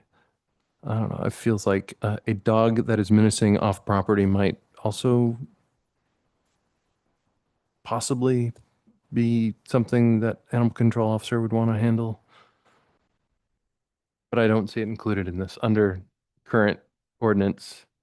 There are certain matters where state law would weigh in, and well, frankly, I don't know how often menacing happens. You know, we, as Matthew mentioned earlier, we had a lot of stakeholder involvement in the drafting of this ordinance. Yep. I am certainly not a subject matter expert on anything other than the law, and so you know, as far as how often do dogs menace others that are out and about? I don't know. We certainly have some people in this room that could probably weigh in on that. Well, and I might also add if the concern is menacing off of your property, that's probably covered by running at large. Whether or not they're menacing, it's kind of like an added effect on top of it. And so yeah. the impoundment authorization is already there at a lower bar, is what I might. Or alternatively, they're leashed, right? They're either, if they're off the property, they're either on a leash or they're at large. And just as Matthew mentioned, it seems to be captured. Yeah. Page 43 of the packet, page 12 of the ordinance. Under point 4, disturbance, continuous annoyance. Basically, this is talking about dogs that bark at length. I guess that happens from time to time. It says here that an audio, essentially, person that's being annoyed, bothered, kept awake, or what have you, can take a video or audio recording and should be considered prima facie evidence of the dog, the public nuisance. Oh, that's all well and good. But I guess I'd like to make a point of clarification, whether it needs to be written down or just sort of understood by one and all. Jake included that I would not support the necessity of somebody having to make a video or audio recording. Yeah, that's super handy. If you can get it on your phone and say, look, dog's been barking for 20 minutes. Here's a video. Great. But I don't feel like that's necessary, that we ought to make it necessary for someone to go out and create that evidence to get some city response. Yep. So prima facie evidence is, it's not exclusive evidence. It's just a helpful way for the municipal judge, frankly, when they're reading the statute to see what somebody's being charged with, of the different considerations that the legislative body, the city council, considered when they were adopting the ordinance. And so we're effectively, with this little sentence that explains that, we're giving the judge the council's okay. Like, you know, if somebody has a video that you can review, we can definitely consider that to be good evidence of whenever our animal control officer issues a citation. Because unless our animal control officer is there and witnesses a potential violation, this is just true of law enforcement generally, there needs to be evidence of a violation. And so historically, it's been a little unclear. And this actually was a recommendation directly from the judge once upon a time a few years ago when we first started on this. There was a need at the time in the city to have an easier way to distinguish, okay, this is black and white, that's the line. And so that's where this disturbance section came from. Having the evidence there creates a presumption that can be rebutted by the person who's the owner. And they can say, look, yeah, that happened, but you know, this wasn't that entire time, but it puts the burden on no longer on the city to prove something that's happened. It gives an opportunity for the person who owns the dog, the keeper, to make their case instead. But it's not exclusive evidence at all. Thank you. Yeah. Mr. Mayor. Sorry, I had Council Ring. questions. I think this is straightforward, but since this licensing program would take place in the city of the Dalles, I know several dog owners that have veterinarians that are outside of the city limits, Sherman County, Hood River, et cetera.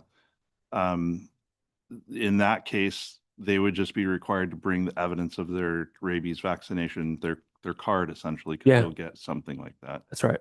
And submit that with their application. Sure. The other question that I had related to businesses, I think we had a comment or email that came from the public prior to this meeting asking about breeders and whatnot. Yeah. In the proposed ordinance, it only allows for I think one female dog to essentially reside at your Sure. residence or business or whatever. Yep. Are there any considerations in this ordinance or elsewhere as a small business, so they can continue to do what they do? Yeah. So this ordinance is geared towards the regulation of dogs, right? We have a separate ordinance in Title 10, our Land Use and Development Ordinance, that's geared towards the use of land. And that's TDMC Title 10, the Ludo, as we all know it. If council adopts these regulations here tonight through this ordinance, there would be some caps imposed for the livability of our community on the numbers of adult dogs in single-family homes and in multifamily dwellings, and also the one breeding female limit. And again, that's all per premises. And the way that we structured it is that this really just tackles residential districts, right? Residential residences for the most part. But because the proposed ordinance ties its limits to what a keeper can have, and keepers, the way that we've defined it in this ordinance, it excludes licensed businesses that are engaged in the kenneling or grooming or sale of dogs. Our number limits and our breeding caps don't apply to commercial kennels, but zoning does. And under our Ludo, we have a definition for a kennel, and we have a definition for a breeding kennel. A kennel is any premises, and this is already the law now, currently in the city of the Dalles, any premises that has 5 or more dogs. And a breeding kennel is any premises, which like a lot or a parcel anywhere in the city, that has 4 or more breeding dogs. And so this is already the law currently, and it has been this way since 1998, I think. Kennels and breeding kennels are not allowed in the residential districts at all. They're only allowed in the CBC, Central Business Commercial, the CG zone, which is the commercial general, and that's only through a conditional use, and the commercial light industrial zone and the industrial zone. So our law doesn't, currently, you can have, like if council doesn't adopt this ordinance tonight, you can have 3 breeding dogs in the residential zone. But as soon as you hit 4, you're already zoned out by our land use development ordinance. Does that make sense? Sure. Yeah. So essentially, this would regulate pets, for lack of a better term or whatever. Yeah. In the residential area, but as a business, a breeder or kennel or Yeah. dog groomer would fall under. Just not in a residential zone, because then they're not, there's like layers, kind of like you're looking at layers on a map. They wouldn't be allowed, well, they're currently not allowed in the residential zones anywhere. So if somebody has more than 3 breeding dogs currently, they need to be located outside of a residential neighborhood. Yeah. I think one element here is, really focusing on a keeper as someone who is going to keep and own that pet, and businesses who may be temporarily in charge of that dog, such as a pet camp or a groomer, as Jonathan mentioned a moment ago. Breeders are an interesting category, Right. where they keep breeders and breeding dogs for a longer period of time, and they shall still need to license those breeding animals. But the puppies and whatnot are kind of separate from that licensing requirement. And so we really tried to have that on page 34 here in the definition of keeper, some of that clarification. Yep. My last question, could we consider adjusting the days? Apologies because I've misplaced my reference in the proposed ordinance. The number of days that a dog may be impounded, it says actual days, if I'm not mistaken, rather than business days. So Yeah. one of the scenarios I was considering was Memorial Weekend, typically a 4-day holiday for a number of people.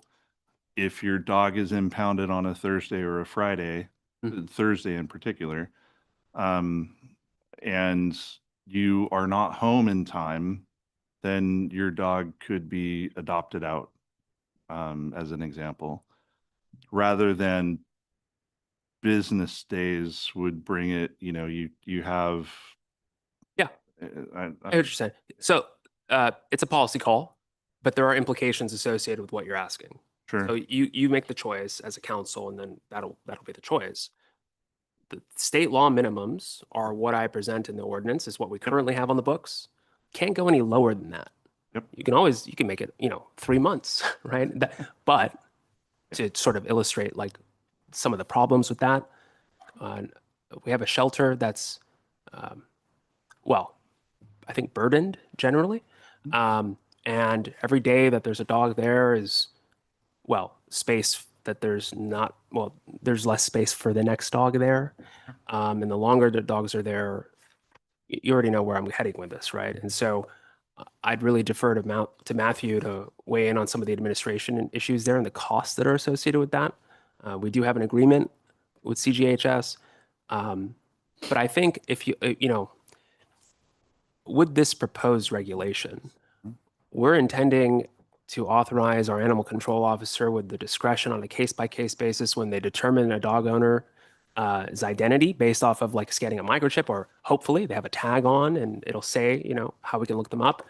We can reunite these dogs with their owners without even going to the shelter, ideally, right? And so with that in mind, we kept it in here to be the state law minimums, but we actually made it a little bit longer because under state law, the clock starts running in most cases from the date of impoundment. In our case, we tied it, at least I've proposed tying it to the date of the notice of impoundment. And we define that as either the day that you're personally served with a notice of the impoundment, like the letter, and Jake rolls up and he gives it to you. It's like, hey, we have your dog at the pound. And he's talking to a human being. The clock starts right there. Or he puts it in the mail and it starts 2 days later. And so we'll try our best efforts.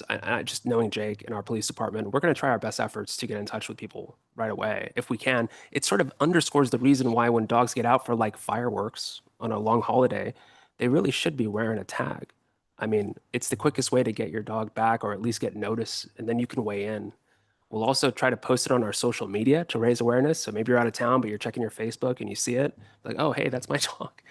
That would be good. But yeah, it's up to council. I just want to be mindful that there are costs associated with all that. Yeah. Appreciate it. And not just financial costs, right? Also the space considerations at CGHS. Yeah, and it'd be interesting if the Humane Society, if anybody's here tonight, can maybe help us better understand the capacity limitations and things like that for holding those dogs that are impounded. Someone is here from the Humane Society, so. Okay, Councilor Runyon. I'm so glad I wasn't first. Ben took care of a couple of the ones that I had. Well, number one, I've always been an advocate of reviewing ordinances in the city and county that are 5, 10 years old, et cetera, or longer, that have not been updated in years. At the same time, I've always advocated that we not be more stringent than what the state allows unless there's a specific local instance to that regard. Okay, so I hope we're not doing that here. We've had a dog licensing law apparently or ordinance for a long, long time. I don't remember. Does anybody remember or know when we last had a fee? Oh yeah, it's not on our fee schedule. No. No. And all of a sudden we are moving to that direction. I'm not entirely clear on why, but just a question. And part of that asking about a fee refers back to pages 37 of 77 and 38 of 77, where it says under D for discounts, B for Bravo, elderly persons shall not be less than $25 per dog. So what my question is, and the same discount is for the military, but a discount, but not less than 25 per dog. And I'm going, well, what is the fee we're proposing per dog? I've missed it. I'm not finding it. Not proposing a fee in this ordinance. Council sets fees by resolution. And the reason for that, it's very interesting at the state level. Cities and counties that adopt their own dog control program, the state has put some guardrails on there to ensure that those programs are funded and don't dwindle out of existence due to lack of funding. And there is a statewide minimum. We cannot go below that. Okay. The only exception for going below $25 per license is we can go as low as $3 for spayed female or neutered male dogs. That's the only exception. So I don't know what council's proposing for the license. That's not, the license fee, that's not for tonight. That would have to come in the annual fee resolution that we'll be bringing to council in January. And council can certainly talk about it tonight, give us some direction. That'd be great.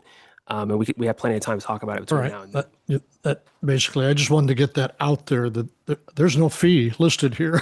Okay. But there are May I alternatives if there is a fee. ask a follow-up to yours? Well, I've got a few more, but on this particular subject, go ahead. Particular. Under state law, can we waive a fee? No, but you can set, There's a minimum, but can we waive a fee for people of a certain, no, you have to charge a fee, but there's a little bit of play there, right? So they don't tell you how long a license term should be. Yeah. And so, some places they have $20 or $25 a year. We have a 3-year license proposed. So you only pay the fee, not annually. You just pay it like for the license term. Got it. Yeah. Let's go on. So going a few other directions just to get it out there verbally, because not everybody spends their entire weekends reading like we do. And I still don't understand some things after hours and hours and going over it several times. Page 30 of 77, and this applied to businesses. I think it was 30 of 77, yes. 1, 2, 3, fourth paragraph down, I think. 1, 2, third paragraph down. Under the proposed ordinance, veterinary facilities have a choice. Facilities that do not want to process license applications and fees are not required to. That's good. However, the facilities that would like to support dog health and safety through the program more directly, any veterinary facility in the Dalles may opt in, as we've talked about, at any time to process and issue licenses themselves, in which case they may withhold an administrative fee, parentheses, if council establishes one. And right now you're telling me that none have been established. Yeah. Okay.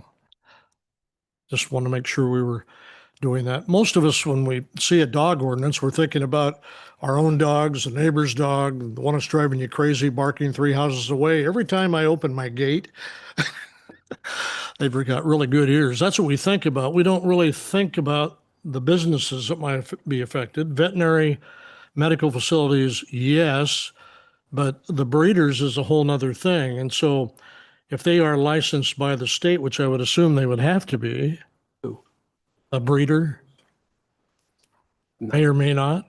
I don't know that to be true. So you're saying it would come under land use laws, whether they can have that as an activity if they're within the city.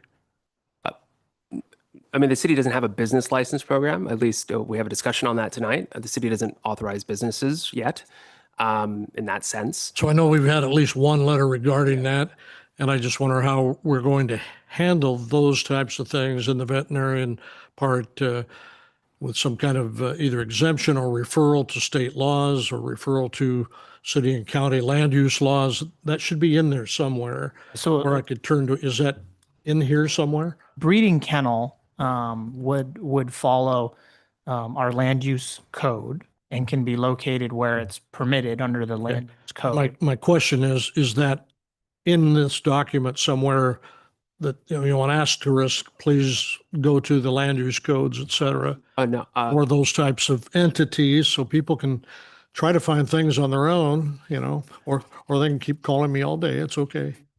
No, that's a very good point. And, we made a big deal about making that the case for our mobile food vendor ordinance not too recently ago. And so, no, there isn't that kind of a reference. However, council can easily, if it wants to adopt this ordinance tonight, it'll be adopting it as amended. I can make that, very, very straightforward linking to our land use and development ordinance to give breeders the understanding that not only do they have to check this dog control ordinance, but hey, if they engage in this kind of activity, you should go check the Ludo. I could just do a simple reference addition, no problem. That's a good point. I think that's most of what I had, and I've never talked to my neighbor about their dog, two dogs, 3 houses away, barking as soon as I touch my gate. I've just tried to figure out a way, put tape around the metal gate so I don't bother the dog. Anyway, that's all I've got for now, unless Ben, as usual, you have something to follow up on something I've put out there. Through my list of questions, I missed one at the bottom. So for clarification, one of the problems that we've had in the city of the Dalles is identification that there's even a licensing program, right? This isn't necessarily something new. In the licensing section in the proposed ordinance, 5.20.030 on page 36 of 77 is where it starts, and it does continue on to page 37. One of the things that I don't see in here is clear, laying out a clear place. Who's responsible? Do we go to the police department? Previously, I think it might have been the county or the city clerk. Do people go to the Humane Society? There's been reference of going to doing the one-stop shop thing at your veterinarian's office when you have your Sure. a checkout or something with your dog. Yeah. Am I missing it? No, Okay. not at all. But no, it's very, very good question. I could see why you would ask it here, but it's not really legal in that sense. And this is the legislative component. Now, the administration of the ordinance is where that kind of thing would live, because currently, it could be, it's always going to be in the city manager's discretion. And sometimes the situation on the ground changes in a way that the city would need to move a little bit quicker than going to a city council meeting and changing our law. And so the city manager has the authority to administer all of these ordinances.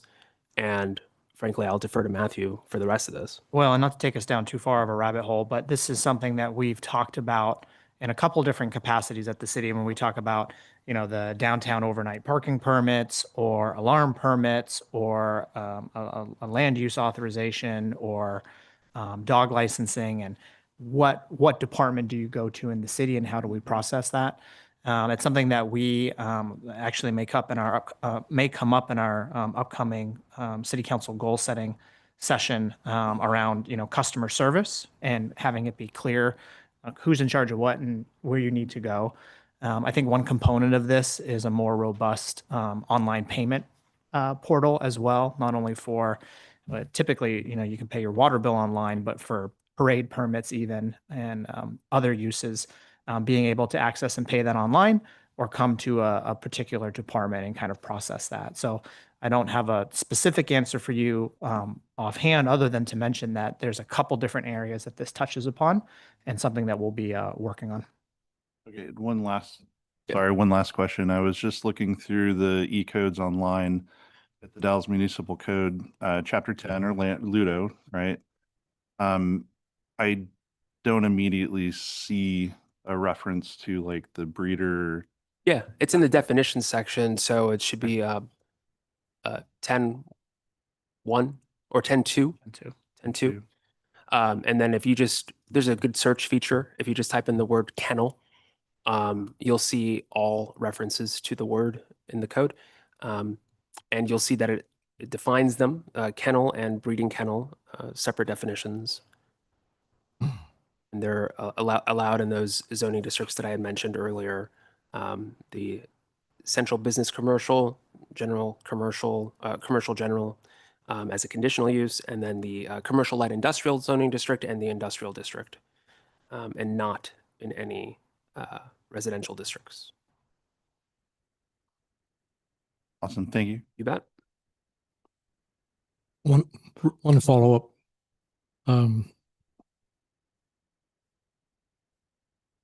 This is kind of aimed at the veterinarian offices who, it takes time to do things. So I hope whatever process we come up with to have it reported to us, we make it as simple and as few words as possible. It says send. That could be email, I would imagine, or a text or something in a form. But I hope that we make the format simple and easy and not intrusive on citizens more than an address and a name, I guess, and name of the dog. The other thing I want to go back to, which I left out here, when I got to page 37 and 38, section D about elderly person discount and military discount, the reason why I asked if we've ever had a fee or are we proposing one, which we're not, because when I see the words the discount shall not be less than $25 per dog, that makes me think, what are we going to charge when we do an active fee? I think we need to change those words to something, a discount will be figured out, or whatever the words might be, if and when the city council adopts a fee. Because once you put a number in there, that pretty precludes us doing something bigger. And well, no, so that's the maximum. I'm sorry. no, it that's says, and however, it's not like shall not be less than. yeah, you can't go any lower than that by state law. So the discount can't be any lower, or the cost of a fee can't be any lower? No, the reduced fee. It says the reduced fee shall not be less than $25 per dog. The fee. Again, in my head, I'm going, okay, what are we planning on charging per dog? $26. I don't know what it just can't be. Well, I'm just saying that's why the wording to me is not really clear. Mr. Mayor. Councilor Ring. Maybe a clarification question. Would it be out of line to remove that language from this ordinance and state something, discounts in accordance with fee schedule set by city council, and then you can reference the fee schedule for any fee if there is a licensing fee, as well as any, Exactly. Sure. That'd be appropriate? Yeah. Okay. I'm good with that. And I think I'll just say, as part of this proceeding this evening, is that, when we bring back that fee schedule in January, which is kind of that comprehensive look, we will be recommending a fee for the license. Part of this process here, again, as I noted during the staff report, is to partner with and support the local animal shelter that we have here. And the proceeds from these licenses is one way to do that. It's not the only answer, but it's one way. Shelters have been struggling across the country, and having this service in our community really helps strengthen our animal control program and provides good service to our citizens. Okay.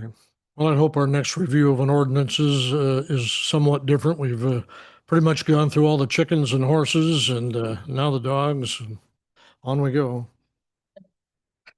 I have a couple of questions. The second paragraph of the staff report on page 2 talks about the proposed ordinance places duties on in-city veterinary medical facilities and it lists 4 things there. 1 is to inform keepers of the license requirement. 2 is to provide license applications. 3 is to post posters. And 4 is to submit the monthly report, which has already been addressed. But the question I have is, how do we expect veterinary facilities to inform keepers of our requirement? Is it as they come in, they're handed a fact sheet, or is it a sign, or is that something that's dealt with at a later time? I think the idea is there would be, I believe I listed them in the table. So let me look at the table that was sent out as a supplemental. It's just like, just in Where we go. the whole, it's sort of redundant, I guess, if you think about there's going to be a city displayed poster or city provided poster displaying information about the ordinance and existence and requirement.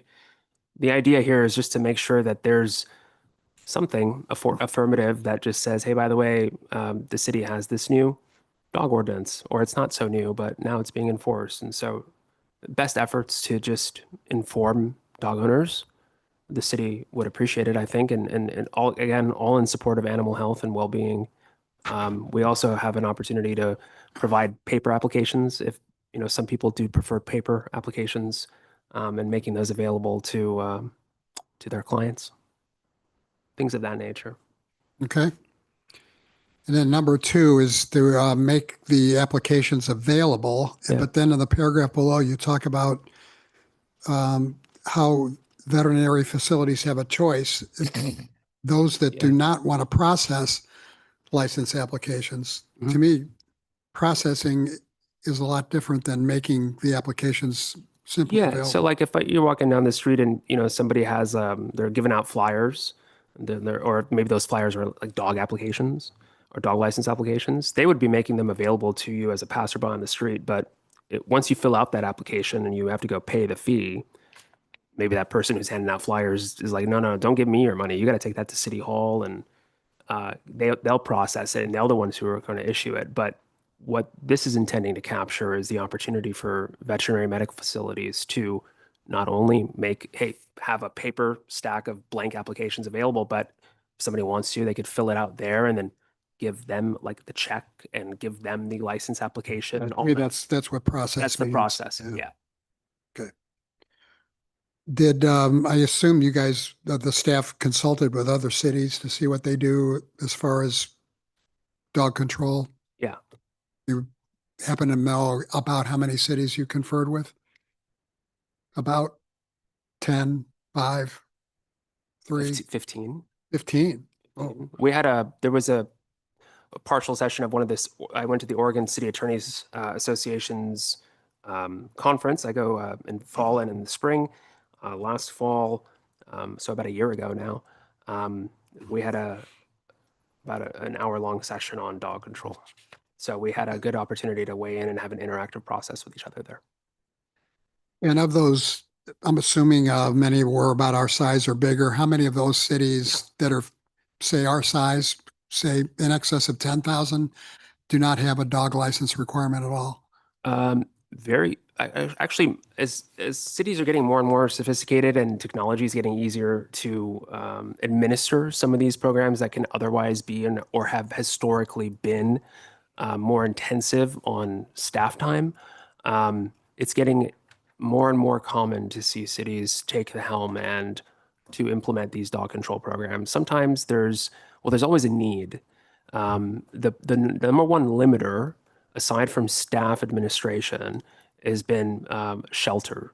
And the statutes that contemplate local authority, they all are very flexible when it comes to any city or any county who wants to tackle this. They can get their shelter needs done by contract, which is a really unique kind of statutory concept where they're basically saying, you all have the authority to do this, and if you can't figure out how to do it yourselves, you can contract for it. The state of Oregon has made it very clear that dog control is very much a matter of local concern, which is squarely in cities and counties world. So we're given a great deal of deference. We have a great deal of authority, great if we want to take it. And more cities are going that way. And I don't think any of the provisions that I've included in this ordinance tonight are particularly novel or very creative. I think they're very common in all or nearly all cities in Oregon that have dog control programs, cities that are our size or smaller and larger. And I think that there's a concerted effort among local governments to ensure that animals are given the best possible care, and when they get out, that there's a place for them at a shelter, and that there's a licensing program available to support that shelter. And the state of Oregon recognizes that by imposing that minimum $25, right? Okay, thank you. Yeah. Okay, we're going to open it up to the audience. I would like to hear from Brianna Wimber first. please come up and identify yourself. And again, I would ask everybody to keep their remarks to 3 minutes. Good evening. My name is Brianna Wimber. I am tribute for the board of Columbia Gorge Humane Society. Thank you all for your thoughtfulness tonight. I do have a statement to read, but I did want to make sure that I answered Ben's question. Is that outside of my time? Yes. Okay. So the statement that's been provided tonight is that the Columbia Gorge Humane Society wishes to extend the sincere thanks to the city for establishing an ordinance requiring that all dogs within city limits be licensed and have current rabies vaccinations. This important step demonstrates the city's commitment to public health, responsible pet ownership, and the well-being of animals in our community. We hope these changes will make compliance simple and more accessible for residents. With the help of local veterinarians and partnering with the city, when a rabies vaccination is given, participating clinics will offer pet owners the opportunity to purchase a city dog tag at the same time. This partnership makes it easier for residents to stay in compliance while ensuring their pets are protected. What do we mean by protected? The ease of location. So when somebody's dog is running down the street and they have a tag on, it's easier for our ordinance officer to be able to identify that dog and reunite it quickly and efficiently with its owners, as well as protecting against rabies. We're encouraged by the collaboration between the city and the county and our local veterinary partners. Partnering veterinary offices will be recognized as community partners. Together, we're creating a safer, healthier, and more compassionate community for both people and pets. Thanks again for the leadership. I know it's been a tremendous amount of work. Again, we are not recreating the wheel here. We're just making our community a little bit safer for the animals that we all care for. Could you stop the clock, please? Did you want to answer Counselor Rings, or was that part of that? No, there was a question, Mr. Ring, about the days of impoundment, and somebody else mentioned how burdensome extending that might be on the shelter. So the mission of the shelter is to reunite pets with their owners as soon as we can. That shelter is fully staffed 365 days a year. Snow, rain, sleet, Christmas Eve, Christmas Day. We've got dogs to feed, exercise, and provide care for. So our office staff is our office is most staffed Monday through Friday, but we do have phone answering capabilities, email, messenger, all the social platforms available throughout the weekend. And so if somebody calls on a Friday and says, "Oh my gosh, my dog just showed up there and we need to come get it," we will make every attempt to make that happen. By lengthening that time, as indicated, the city purchases so many kennels for space. We endeavor to keep those open, but it is a challenge. I believe that the number of dogs impounded last year was to the tune of 150 just from community partners. That's not surrenders. That's not, other means that people bring dogs into the shelter. That is an immense amount of dogs for our small little shelter to rehome. The Dalles is very much in a line with a lot of other communities across the nation with a pet overpopulation program. What that means is we have too many pets for people who want to take them home. People already have one dog too many, or two dogs too many, or three cats too many. And so rehoming those is becoming more and more of a challenge. So in light of that, the Humane Society supports the lower of the days because we want to be able to get those dogs home ASAP.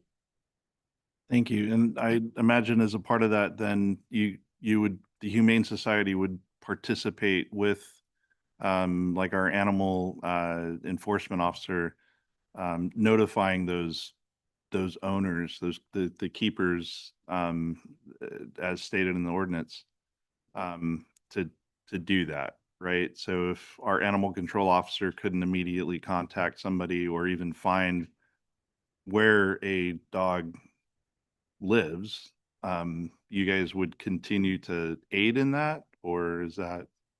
We do. So we work extremely close with your animal control officer in figuring out where'd the dog come from, whose is it. Again, the licensing, we hope will help that. The Humane Society has also hosted like free chip when you chip your dog.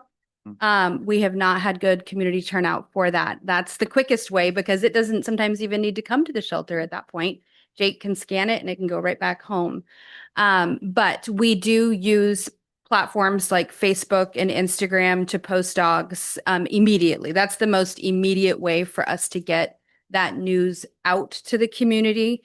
We do recognize that there are people that do not have Facebook and Instagram. And in those instances, they would have to call or email because those are the other options available for us to be able to communicate, you know, if a dog has been found and is in our shelter or not. Thank you. Yeah. Any other questions for Ms. Wimber? Would you leave a copy of the statement with the clerk, please, so that we can have it? Thank you so much. Okay, thanks. Did I still have a minute and 30 left? Perfect. I have, so that was my Columbia Gorge Humane Society portion. And the other portion is Brianna Wimber from 766 East 18th Street, dog owner, not Humane Society side. So I have been a lifelong dog owner and live within the city limits for the first time in my life in beautiful the Dalles. And I have a red dog, a Vizsla, who is a very active dog and a very good dog. And I put a lot of training and time and energy and more time and more energy and into training her. And the currently proposed leash law, as I read it, seem to be starting out in the most strict manner. And I would just like it to be considered that the leash law for the first time in City of the Dalles be considered to be a little more lenient to very well-trained dogs that are able to be under voice control. So other ordinances like our neighbors in Hood River have an ordinance that includes leash, rope, chain, or under the immediate control and command of its owner's keeper. And for me, that's really important. Having a dog that's in control means that you can keep them away from other dogs that maybe might not be friendly, right? Nobody wants to see a off-leash dog go up to somebody else. That's not in control. In control means healing and being with the owner at all times. So I just wanted to propose that some thought be put into maybe Voice control. voice control be added. Yes. Thank you.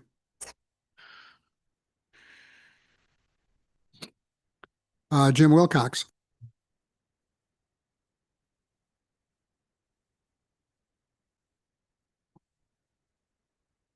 Jim Wilcox, 416 West 7th again. I'd like to make the statement, I am not a victim, but I was the beneficiary of not having the ordinances you're putting through here today. So I totally support what you're trying to accomplish. A couple quick things. I'm using the grid that was put out. For one thing, no cap for dogs under 6 months. You know, the dog's gestation period is only 60 days. You could have 2.5 litters in 6 months. Those 2.5 litters for some breeds could be 12 puppies per litter. So how many have you got next door? I can tell you, it's a hell of a lot of dogs because I went through it. And they were big ones. Dangerous dogs and potentially dangerous dogs. They're either dangerous or they're not.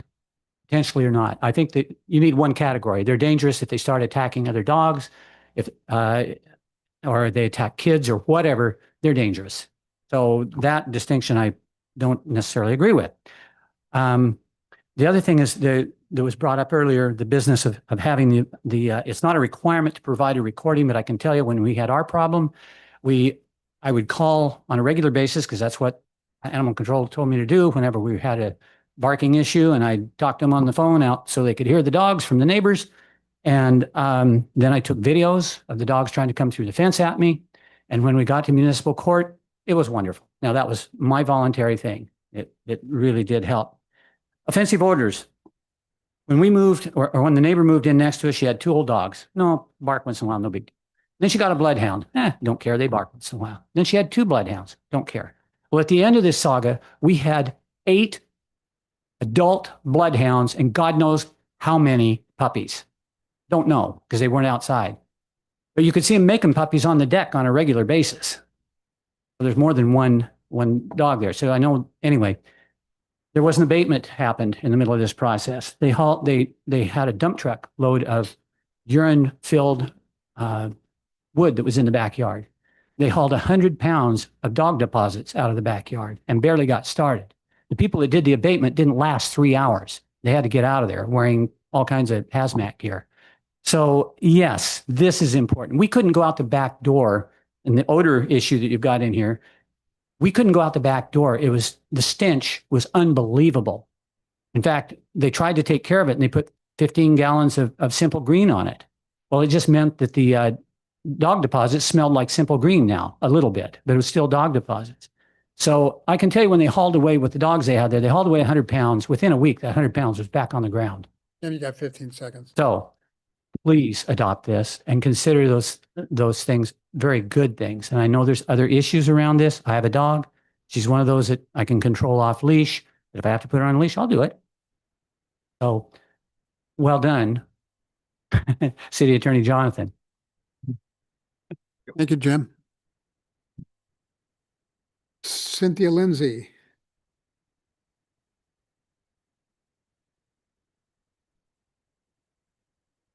Thank you, Mr. Mayor and council members for hosting us tonight. I am Dr. Cynthia Lindsay. I'm the owner of Columbia Vet Hospital. My address is 4330 River Trail Way down at the port.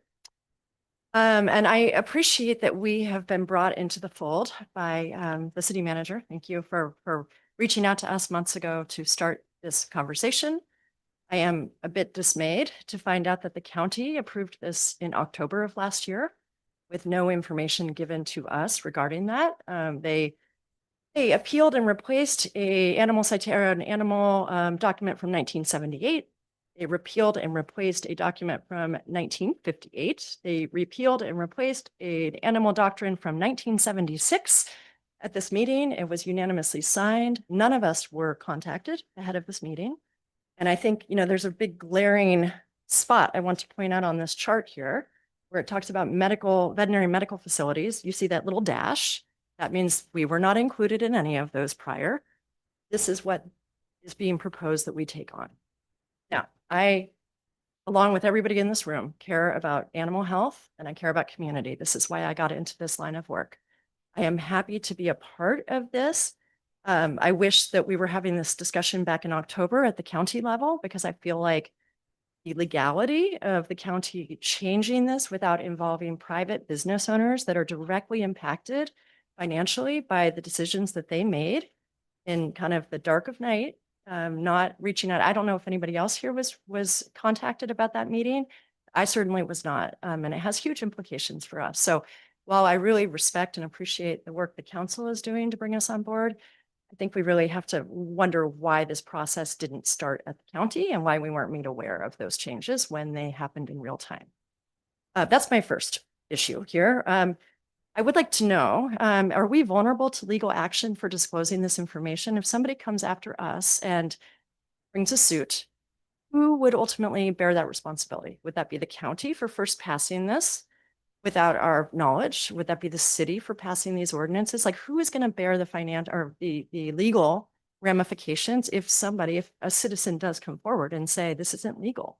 You provided my address, my personal information.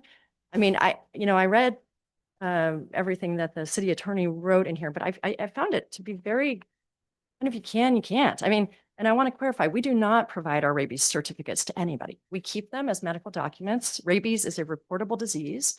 We are, of course, we're under obligation to report any cases that are even closely, we think, related to rabies because the human health implications are so high. If we think we do have a case, of course, we reach out to the district vet, the state vet, but we are not required to turn those certificates into anybody. If another vet hospital calls us or if a public official reaches out to us because a bite has transpired, yes, we provide those to them. But I am not beholden to anybody to provide a rabies certificate if my client that belongs to has not authorized it. So I just want to fill in the gaps there with some legal information. And I'm sorry, I know I'm over time. I have a Well, Mr. Mayor, I'd like to see if we could extend her time. yeah, Courtesy. we I can think do that'd that. be really valuable. Thank you. I'll keep it very brief. Before you, did you want our city attorney to answer your question first? Oh, about the legal response. Yes, I would. I'd love I'm an not answer sure. I on- think that's a very difficult question to answer, but Sure. I will point out too that you realize that Wasco County is completely separate from the city. Well, my understanding is that you are the enforcement arm of the county decisions for a city basis. Is that not, I mean, it's a kind of like a square and a rectangle, right? I mean, you're both, they're one, Well, but they're I both in like the I same would have chain. to ask, do we know that did the county's ordinance include within the corporate limits of the city? I was just going to say the county's jurisdiction on this topic in particular effectively ends at the city limits. And so the county's ordinance covers dogs that are outside of the city limits, and the city's proposed ordinance that we have here is for the city's animal control program within the city limits. Right. And so there's just a small but important Sure. distinction. Well, I'm just going to read to you from the county what they approved on October 2nd. Licensed veterinary clinics, this is section 9. A licensed veterinary office doing business in the county shall be required to license dogs seen in their office. A licensing data system shall be made available to such offices for use in the licensing of dogs. All supplies necessary to license a dog shall also be made available. Licensing fee of an amount determined by the Board of Commissioners shall be retained for each dog licensed at the facility. On request, a licensed veterinary clinic shall provide a detailed accounting of the dogs seen at the animal clinic to the animal control officer.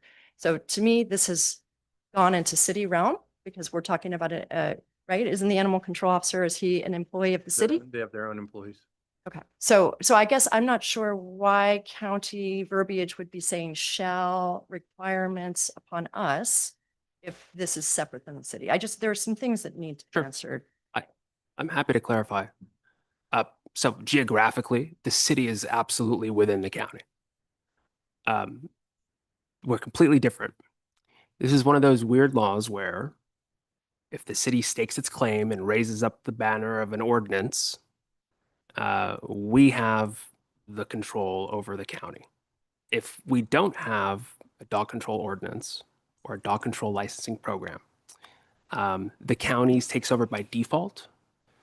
Counties are also by default required to have a shelter, either their own or one that they contract for. But the authorization at the state level through the state statutes is any city that wants to get going on a program, once they do, just as Matthew mentioned, the line of the city limits is the line of demarcation, right? If you're outside of the city limits, that ordinance applies to you. That ordinance, the county's ordinance, would apply to you. If you're in the city limits as a practicing veterinary, God bless you, veterinary medical facility within the city's limits, that ordinance does not apply to you.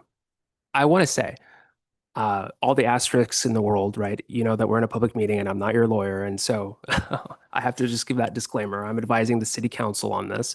And I'm not your lawyer, so please don't depend on my legal advice. With all that said, that ordinance, if you're in the city limits, does not apply to you. Does that help sort of inform the next part of your question? No, it does. It's just unsettling for me to have a legal document in front of me that does not specify that. Yeah. So I appreciate your words and your intent, but that would not stand up as, you know. I mean, I can get you, I mean, I'll look up the statute. My problem is that the county did this without any reaching out to anybody that this affects. I mean, I'm all for having a healthier population of animals. I want the shelter to thrive, but this does not seem like it was done in good faith to me. What The counties. the county, yes, what you guys are doing is absolutely in good faith, but these things seem connected in ways that I am not comfortable with. And I feel like this, yeah, I mean, I would like to see the county amend this to reflect what you are telling us right now. Well, In light of what you've heard, I would recommend that you go to a county board meeting or contact a commissioner or the staff there, the county administrator, let them know how you feel about it. And I think they would want to know how you feel about it just based on what you said. So, And I feel like if you're roping in a private business into your county dealings that will incur financial cost to us, all of these things, then we legally should be notified. Yeah. We're, going to be part of your discussion and part of your rulemaking. And that was a glaring omission. Sorry, I'm just going to go through this really quick. I just don't feel like it's fair for us to have to verify whether a local address is falling in city limits or not. I don't have that information, but you were saying we would. You said that if somebody came in and they were in city limits, we would provide them with an application. How do we know? That's not what I said, though. I said if they have an address, a mailing address within the Dalles, How do I? because it says the Dalles, Oregon on the So certificate. there are addresses in the Dalles that are not that. Yeah, that's okay. We'll take care of that. It just says within the Dalles. So if you see it like on the certificate, it says like the Dalles, Oregon, just send us that. We'll take care of it. So I'm sorry, I have one more question. Now, do you want to follow up on that? I'm still confused on this because I'm looking at the chart and it says veterinary medical facilities either or send a monthly send report in city client contact information. So you're objecting to sending that information to the city, is that?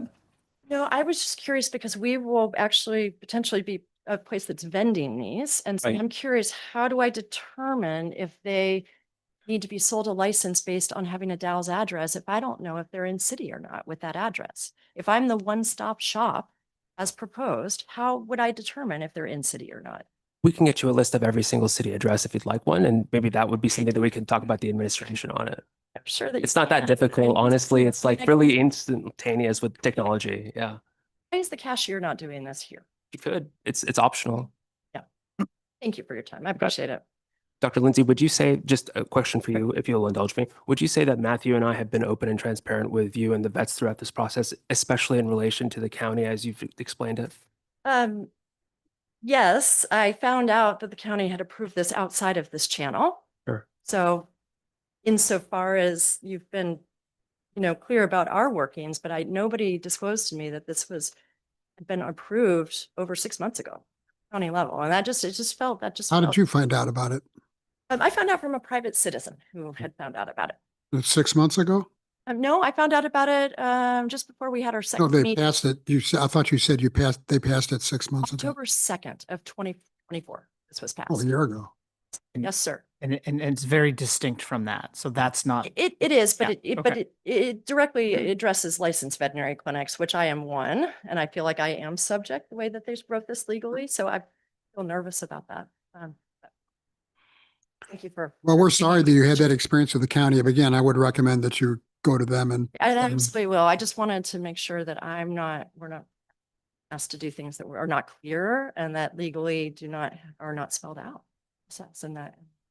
Well, and I think in coming up with ways to make it as streamlined as possible to identify pet owners that are within the city limits, whether or not that's a map of the city or if it shows the Dalles, and then we can do the follow up with that education and enforcement. I mean, that's the balance and the relationship we're hoping to strike. If you process applications at the facility, get as many as you can. If it's a question mark, we still have that information to follow up and have our animal control officer follow up from that education. And then if needed, that enforcement later on. We know that this nexus point is not going to capture every dog out there. But it, again, is that kind of logical nexus point where we hope to capture as many as we can in as streamlined a fashion as we can. And then we can tackle the remaining ones as best we can with the information that we have, or by chance encounters with the animal control officer or whoever else that kind of looks like. And so that's the intent here, is really to, again, have an effective program that supports the shelter, that brings dogs home, and that partnership that we have and what we've sought in this effort is really critical to that. So just want to end with that. And we want to do what's right for the community. It's just that this just doesn't like the right processes. But in no way are we asking you to police addresses. You take whatever address you're given in the story. That's up to us. We find that's wrong, we're going to research that in. You don't need to do that. Also, when we passed ordinances, we also have a review process that we can always come back. And if we make an error or we need to update, we always have that capacity. We're constantly, reevaluating so we don't have unintended consequences. So Thank you for coming Thank tonight. you for your. Thank you very much. For being here tonight. Thank you. Dan Davidson.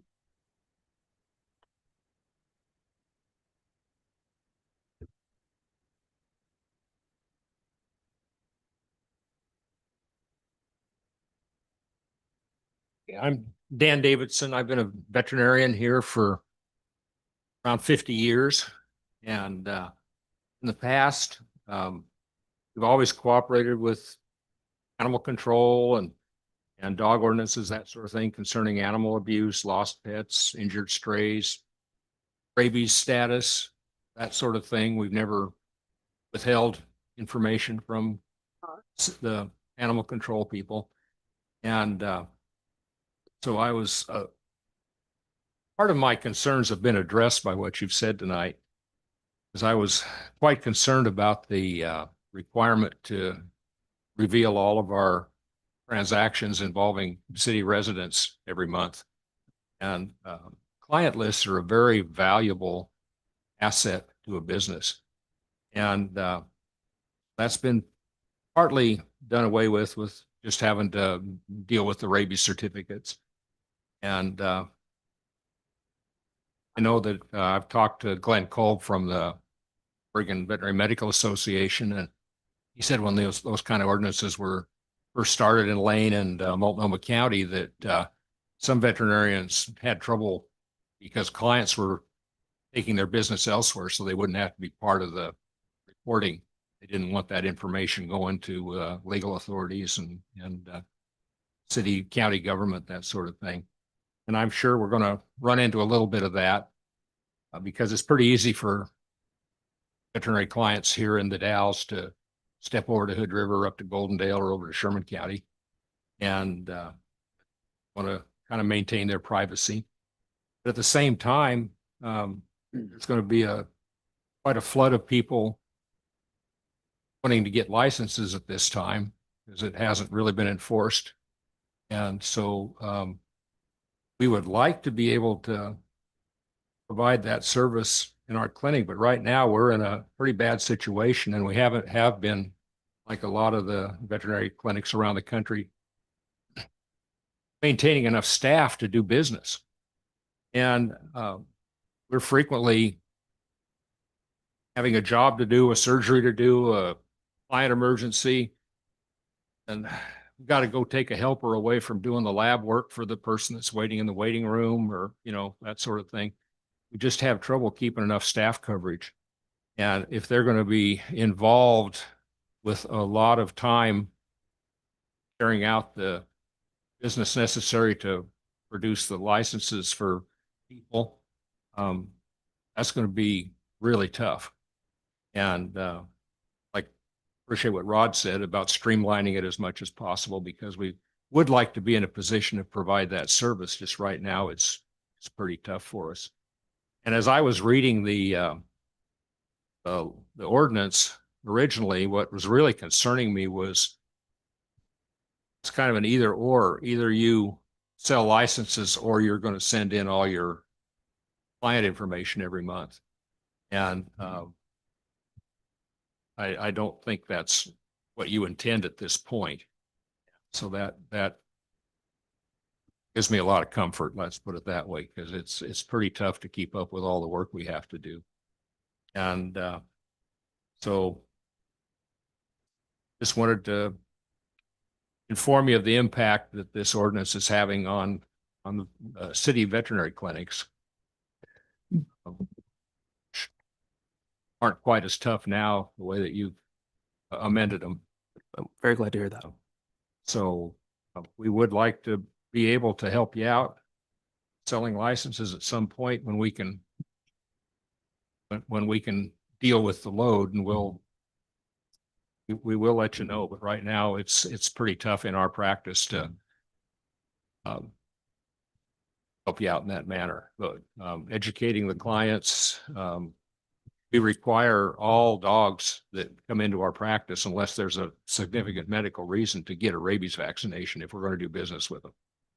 And that's to protect our staff, and it's also to meet the state requirements and that sort of thing. And so we do operate in that manner. And I don't think it's too rough to tell the people that, you know, here's the poster, here's the forms. Realize that this is going to be enforced soon. You better license. So. Okay, does anybody have any questions? I do. Yeah. So doctor, are you in opposition or favor of passage of this ordinance? I think I'm in favor. That's important. Yeah. Well, I just appreciate that you've listened to us about the client information problem and that sort of thing. And so that you do understand that we're extremely busy. We're putting a lot of demands on our staff and morale problems, that sort of thing, with how much they have to do and the stresses and that sort of thing, because we're making them do 2 or 3 things at once sometimes, and it's tough. So, but as soon as we can get that problem taken care of, then we would be glad to cooperate. Great. Right. Thank you very much. Thank you. Thank you, Dr. Davidson. Mr. Mayor, at some point when we were questioning, I heard either the city manager or the attorney, I thought they said 30 or 60 days to report that information. I think it Here was, it says strictly a month, monthly. No, the revision is for 90. Huh? The revision we proposed was 90 no days. less than 90 days, every 90. Less than 90. Okay, and that's just for the record, it's indicated on this red line that the city clerk handed out. Yeah. gotcha. So we lengthened that. Okay. Kim Robichaud.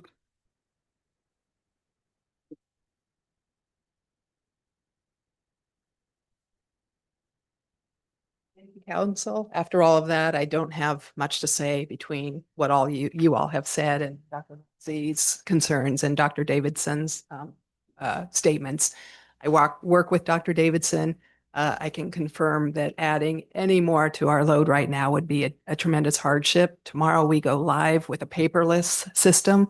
We have been using paper for 50 years now, so we have a lot on our plates. I just wanted clarification as far as those practices who aren't able to process licenses at this time.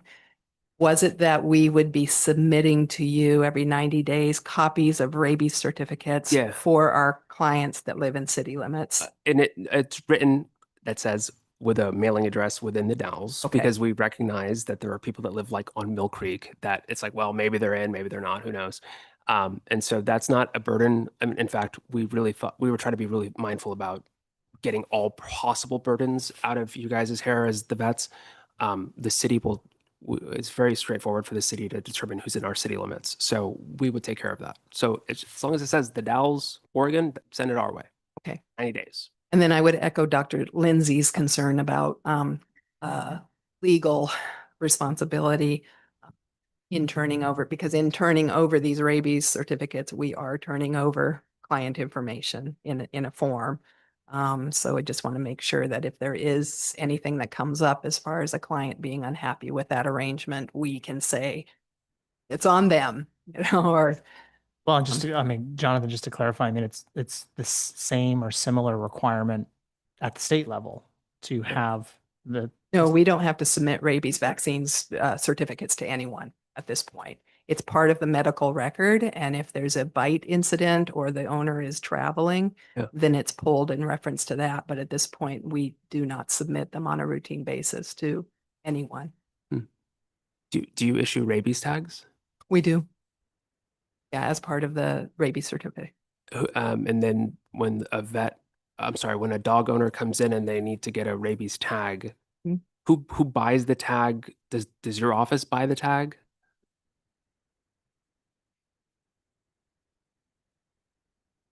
I see. So just for the record, because of the microphone, so it sounded like she said the client pays for the vaccine, which comes with the tag, right? Okay. We should get microphones out there sometimes, but it's hard. Yes, it's the certificate that, Right. yeah.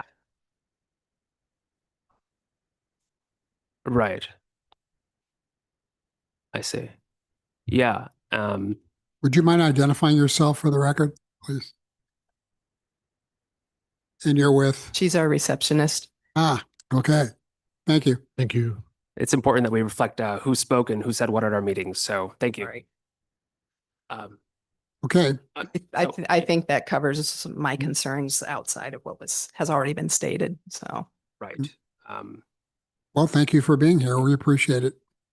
And I'd like to ask the question, are you in opposition or favor of passage of this ordinance? Or, In or want to pass without comment. I'm in probably a modified favor. Thank you. Thank you. Thank you. Okay. It's time for the council to deliberate. It seems to me we have two options. One is to pass this tonight as amended, or the second is to bring it back on November 24th with all the changes that have either been suggested or those that have been proposed by the staff. Mr. Mayor, can I just reiterate what those changes are just so I can understand them as we continue this discussion? I just wanted to mention, as I've been taking notes here, it's the three that I've provided to the council in red line, and that will be in the packet. And then the only two others that I seem to get a sort of consensus on was including some sort of cross-reference, as Councilor Runyon mentioned, to our land use and development ordinance for breeders so that they have an idea that they need to look there. And then the other one was, it seemed like council was supportive of removing mention of this state minimum from the ordinance and maybe mentioning it on the fee schedule. Those are the two that I took notes on, that in addition to the three that I passed out with the city clerk earlier. I just didn't know if there were any others. I have one question that our vets have brought up, which is their concern over releasing records, their medical records, which is laudable. And obviously, as human medical records, there are really strict limits on that. I'm less aware of Sure. animal medical records. My question is, do you know, or does anybody know with the certainty whether rabies vaccination information is considered privileged or not? Are we on safe ground legally requiring that? Yeah. We are. No, I know. Okay. Yeah. Tell me. Well, I know to the maximum degree that an attorney practicing law in Oregon can know. I'm not a medical professional. I contacted medical professionals and I examined the law top to bottom. I wrote a memo regarding the confidentiality of Oregon veterinary client records. There are 23 citations to the memo, and the city manager disclosed it to the vets a few months ago. I spoke with Peter J. Burns, the executive director of the Oregon Veterinary Medical Examining Board, on this matter, and I've emailed him a copy of this memo. I had a great conversation with him back in June after we met with the vets and this question first came up. And according to the executive director of the Oregon Veterinary Medical Examining Board, there is no confidentiality of any veterinary medical records. So the city could legally require their disclosure. And should somebody take Fido down, get a rabies vaccine, get upset about it, and decide to kick up a stink, they can truthfully say, we don't have a choice. It's been legally required. Take it up with the city, and it lands on our desk. As you can appreciate my reluctance to answer that question in light of the fact that I'm your client as a city. I'm sorry, you're my client as the city and they're not. And I really have to just asterisk. I'm asking for myself, not for the city's perspective. Yeah, it's required by law if council adopts this ordinance. Required by law is required by law. That's helpful. Thank you. Okay, what's the pleasure of the city council? Quick question, Mr. Mayor. I'm still very a little bit conflicted here because I'm hearing from our our vets that were here this evening say that they don't supply rabies vaccination certificates to the state of Oregon. And I'm wondering why. Like, is there an ORS or something that, or maybe it's just the state doesn't require it? Is there some? It's a precondition to getting a license anywhere in the state of Oregon. having a rabies vaccination certificate is a precondition to the license being issued. A dog license being issued Yes. in any other city that has this program. City or county. Yeah. Sure, I'm not questioning having a rabies vaccination certificate tag like that. I think that's pretty well understood.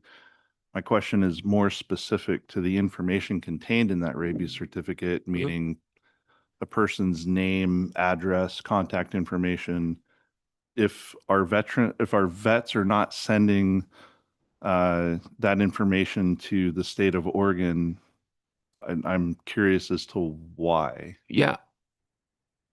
I don't know why. They must send it, as my understanding, upon request of the state or to the Oregon Veterinary Medical Examiners Board upon request, or upon request from any other vet who's licensed in the state, or upon any other court or applicable law that makes them send it somewhere. Yeah, so if a public official, so you're referencing if a public official asks for it because a dog bit somebody. Sure. That's the point of reference. They wouldn't go to some state database. They would contact the veterinarian that would have. Yes, or the local public health authority. Yeah. Frankly, I've learned, look, as I mentioned, I'm not an expert on anything except for the law. I learned a lot about dogs these past 2 years. I was surprised to see some of that as well. We have people in this room that know the answers to these questions much better than I do. But yeah, that's Oregon law, man. It's up to me. Why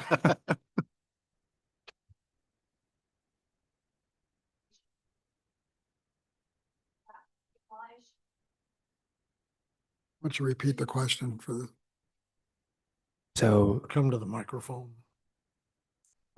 if Jonathan, before you answer, just repeat the question that she just asked and then answer her to the best of your ability. I believe you said your name was Leanne from the Dalles vet, is asking whether they must notify their client. I don't believe so. I know that there is a publication that's been issued by the Oregon Veterinary Medical Examiners Board, their 2017 newsletter, that indicates that there's no obligation to notify anybody. You must give it to your client if they ask for it right away, and you must give it to any other vet or the board or otherwise consistent with applicable law. Sometimes there's no time to get client consent. I'm not going to say that you shouldn't have like a good disclaimer, like why not? Like, cover your bases, but it's not my understanding that this is regulated like HIPAA for medical records for humans. But there are actual veterinarians in this room that know the answer to this question. I can't keep answering them. And I'm confused why no one's weighing in, but whatever. Mr. Mayor, could we have one of our veterinarians with their experience answer the question for us to help? Does anybody know the answer? Any volunteers?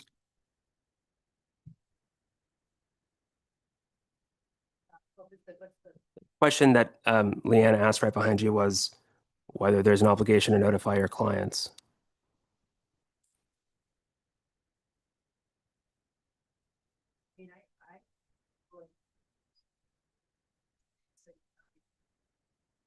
There appears to be a private conversation happening for the record.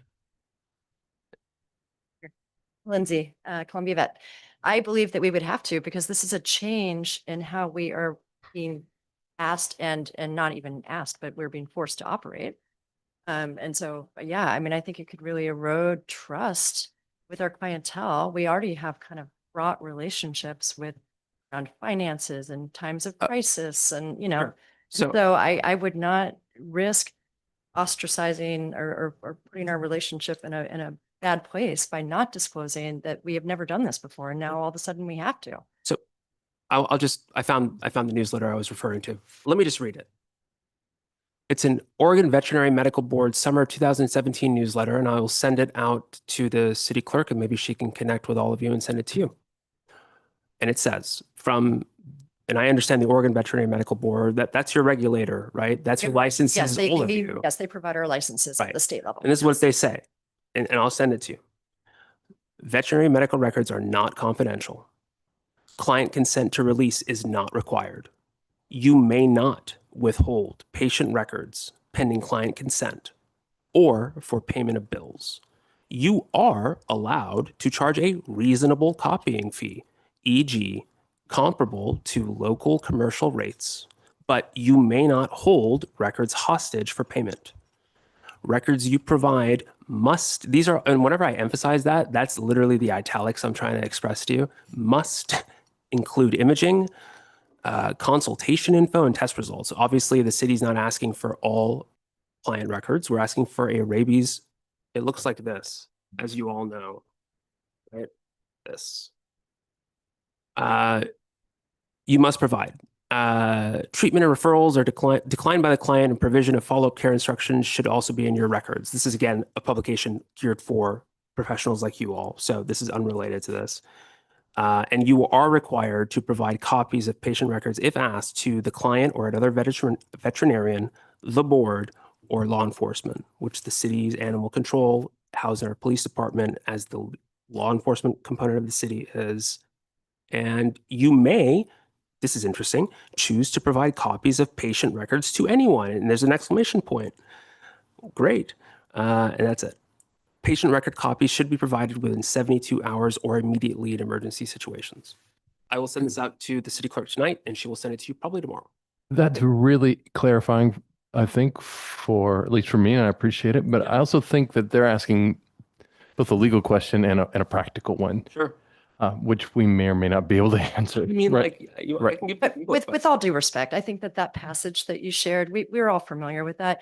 That speaks to the legality of a client owning their medical records. And that does not speak, in my opinion, to what we're speaking about here. This is those, when they can be requested by law enforcement, it is in response to an incident that involves that animal, where the health of that animal or a human that they have contacted is considered to be, their health is at risk. There is an imminent situation of infectious disease. That is not written, in my opinion, to address what we're talking about now. That's incident-based situational stuff, and that is about who owns medical records. That's speaking to the fact that a client, if they request records, say something has happened with us, it has not gone well. And this happens sometimes. People request their records, the vet will refuse, and that is illegal. And I believe that passage is speaking to how legally records are handled and who they belong to. Dr. Lindsay, do you have colleagues that work in Multnomah County or Washington County? I do know some people, and I County? have friends that work for the state vet. I'd be so happy to research this more. I think what they'll tell you, at least what their laws say, is that this is your industry's common practice. So if I could just follow up with this last statement from your conversation with Peter J. Burns, we believe there's nothing in the board statutes or rules that either prohibits or requires them to produce records to the city. That is the completing sentence of the paragraph you provided to us. So I just am not sure how to reconcile that, because you're sitting here telling me that we have to do this. I mean, I'm hearing two things. This is in opposition to the passage you just read. Yeah, I don't believe that it is. That this is guidance on a newsletter from your regulatory authority to your industry. This is who I'm going to listen to. I mean, these are the people that hold my license. But I'm bound by their laws, and I'm bound by their advice. Yeah, Mr. Mayor, I can just offer this for you. You can reconcile, I think, that statement, and I included it again in candid transparency, knowing that this would be disclosed to you, because, and I can send you the whole conversation if you'd like, or the email rather. If the city adopts an ordinance, this is this is Congress, right, for the city. This is when you see applicable law as like the disclaimer on like everything, this is applicable law. And I'm not saying that you are required to do this now. If council doesn't want to do this, you won't be required to do this. If council wants to do this, that is the law in the city's corporate limits. Okay. Yeah. Thank you. Anything else? I think we need to give the staff some direction here. Should we pass this tonight as amended, or should we bring it back with all the changes that have been suggested and any other loose ends? I think that would be wise, in my opinion, to bring it back, but I'll defer to the group. I would agree with that. I'm not arguing with you, but just ask, to what benefit, what clarity would we gain by bringing it back? I think it gives it, you have all the changes in front of us, and as part of the ordinance as opposed to a separate sheet that has different amendments on it. And yeah, I think frankly, this is a lot to absorb. And there might be some things that over the next month that counselors may have some, not second thoughts, but more questions of the staff that should be clarified before they would feel comfortable voting on it. I don't have a vote, so it's really, doesn't matter to me. Counselor Randall? Thank you, Mr. Mayor. It seems like the one we're hung up on is this requirement for disclosing this information. And we've amended it already. Maybe we could just remove that entire, for the time being, and maybe readdress it later on. I mean, I think that's the biggest thing, is putting the burden on these businesses. That seems to be the sticking point of this entire ordinance. Yeah, I'll defer to the city manager to weigh in on that. I guess I heard two different vets say that it's not that burdensome because they have these cards anyway. So like that was the whole point of this change. Because I guess if I'm putting myself in their perspective, like from their position, what was written initially, sure, it's like, oh, I got to make this report now. I got to go deal. They already have this card. They're required by law to have this card. They have them. So the only thing that we're asking for is for them to send it. Every 90 days to send it in. Yeah. Okay. Mr. Mayor, I would advocate for this to come back at our next city council meeting. One, for clarification, that's perfectly, I think, acceptable. And I think in this instance, it's warranted. The other thing that I would like to have is a very, very clear legal understanding of their obligation to protect their clients' information. Certainly as the small business mind in me is telling me that information is extremely competition sensitive. And I think as a city, we have an obligation to protect that information. That would be terrible if it got out and people find out, who's going to what vet. That is competitive information. That's one side of it. The other side of it is in my research prior to this evening and in the heat of the moment, I'm conflicted on whether or not they're legally obligated to protect it or not. I see evidence going both directions. So I'd like to see clear, not just guidance. Like this would be like, if we had a conflict as a city councilor, we would go to the Oregon Ethics Commission, right? So I think that it would be good to have clarification from a governing body, whether it's the veterinarian board that holds their licenses or not. Maybe there's a state statute someplace that we can reference, but those are the two things in my mind. That's the piece that I'm wrestling with personally before I say yes.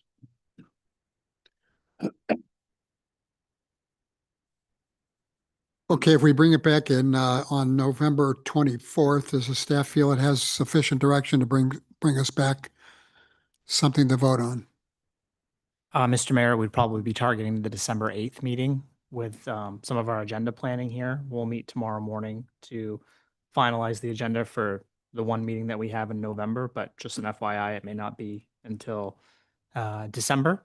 And I think, what I'm hearing most is to incorporate some of the changes that we've talked about this evening. Looking on our red line sheet, we have the first and second, but for the third, some additional work or information, either affirming the ability to share such information and some of the legal grounds for that, or some other alternative as this, as again, my opinion is for that effective license program, this natural nexus point in some manner or another is one to utilize to the best of our ability. Let me ask you a question, Mr. City Manager, if I may. I agree. It's obviously the natural nexus point. It's where you can capture a lot of information about dog owners. Do you believe that it's absolutely critical to get started?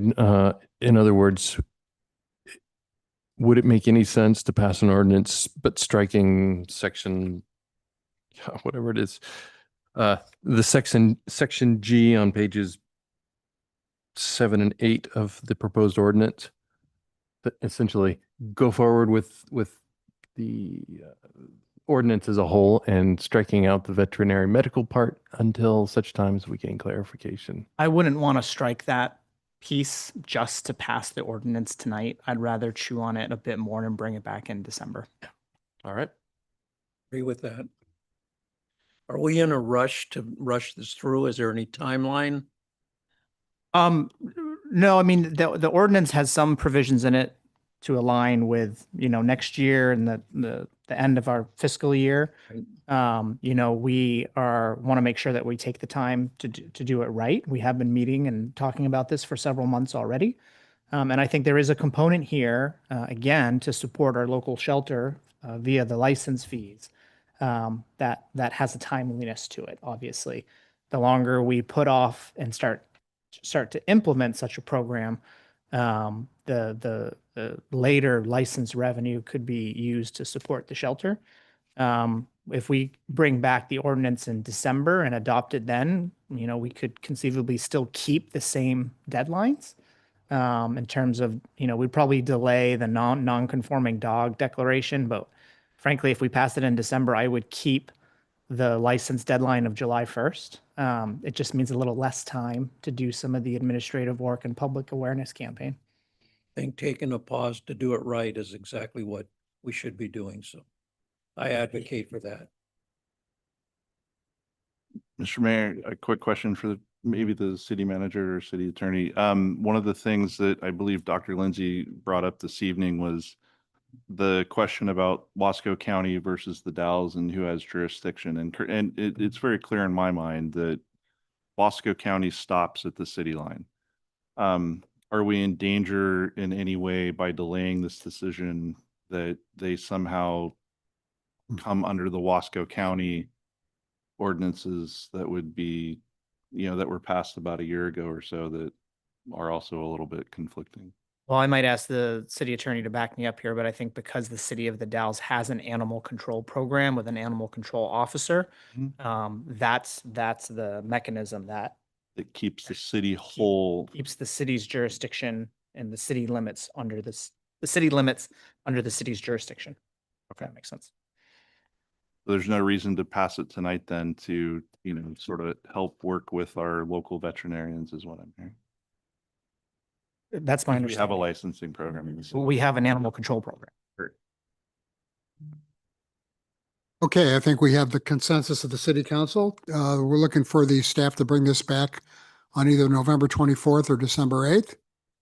And with that, how about we take a 5-minute break Oh, boy. and reconvene here at 8:35. Mr. Mayor, I'll be attending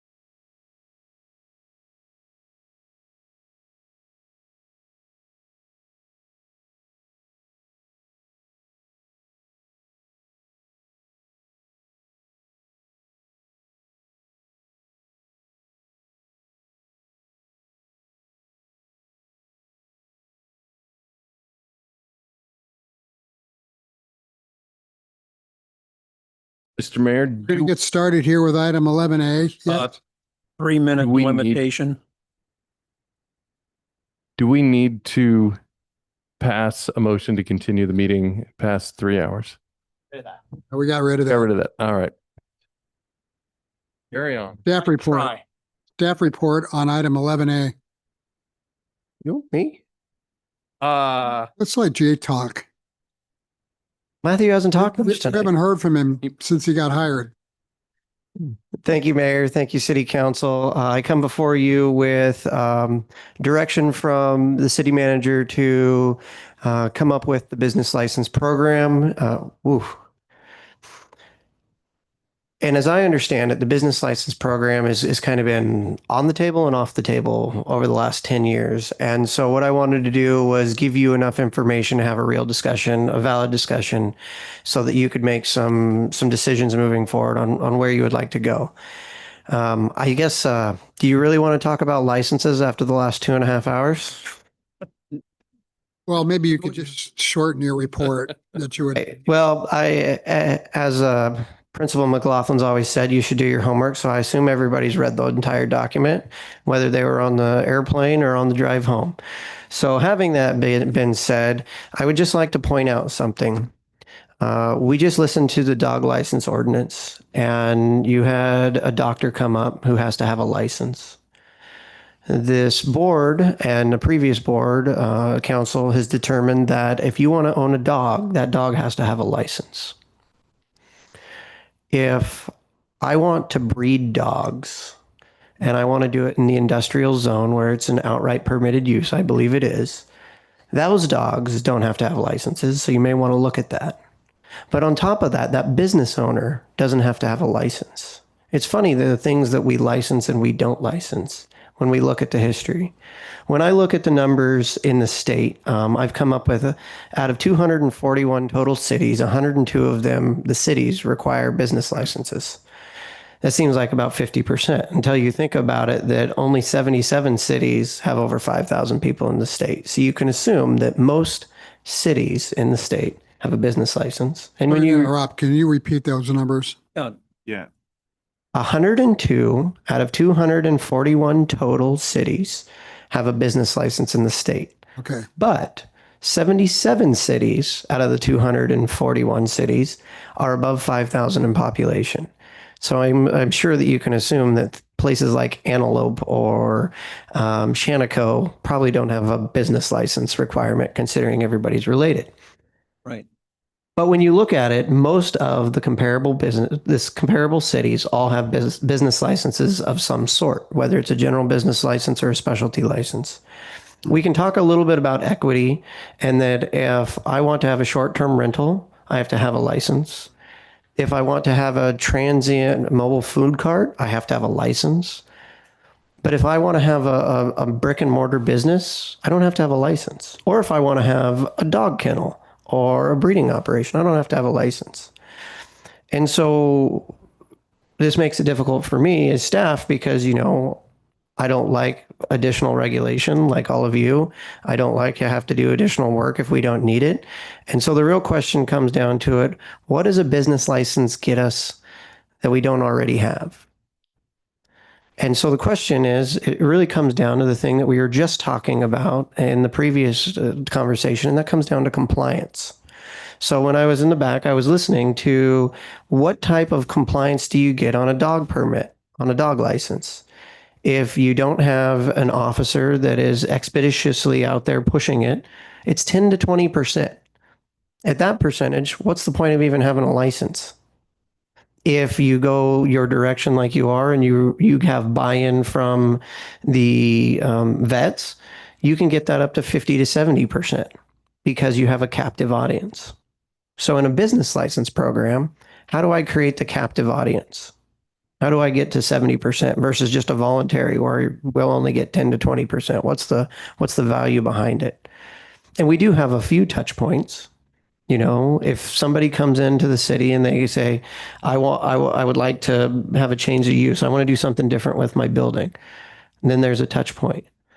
If somebody wants to develop property or do something else through one of our systems, we have a touch point. But in reality, when you look at the dog licenses, if there's not somebody out there like a dog animal or code compliance saying you need a business license and checking on it, your voluntary is likely going to be very low just because people don't do it. I mean, how many people don't even know there's a dog license? How many of the board has never really dealt with the dog license? It's something on the books.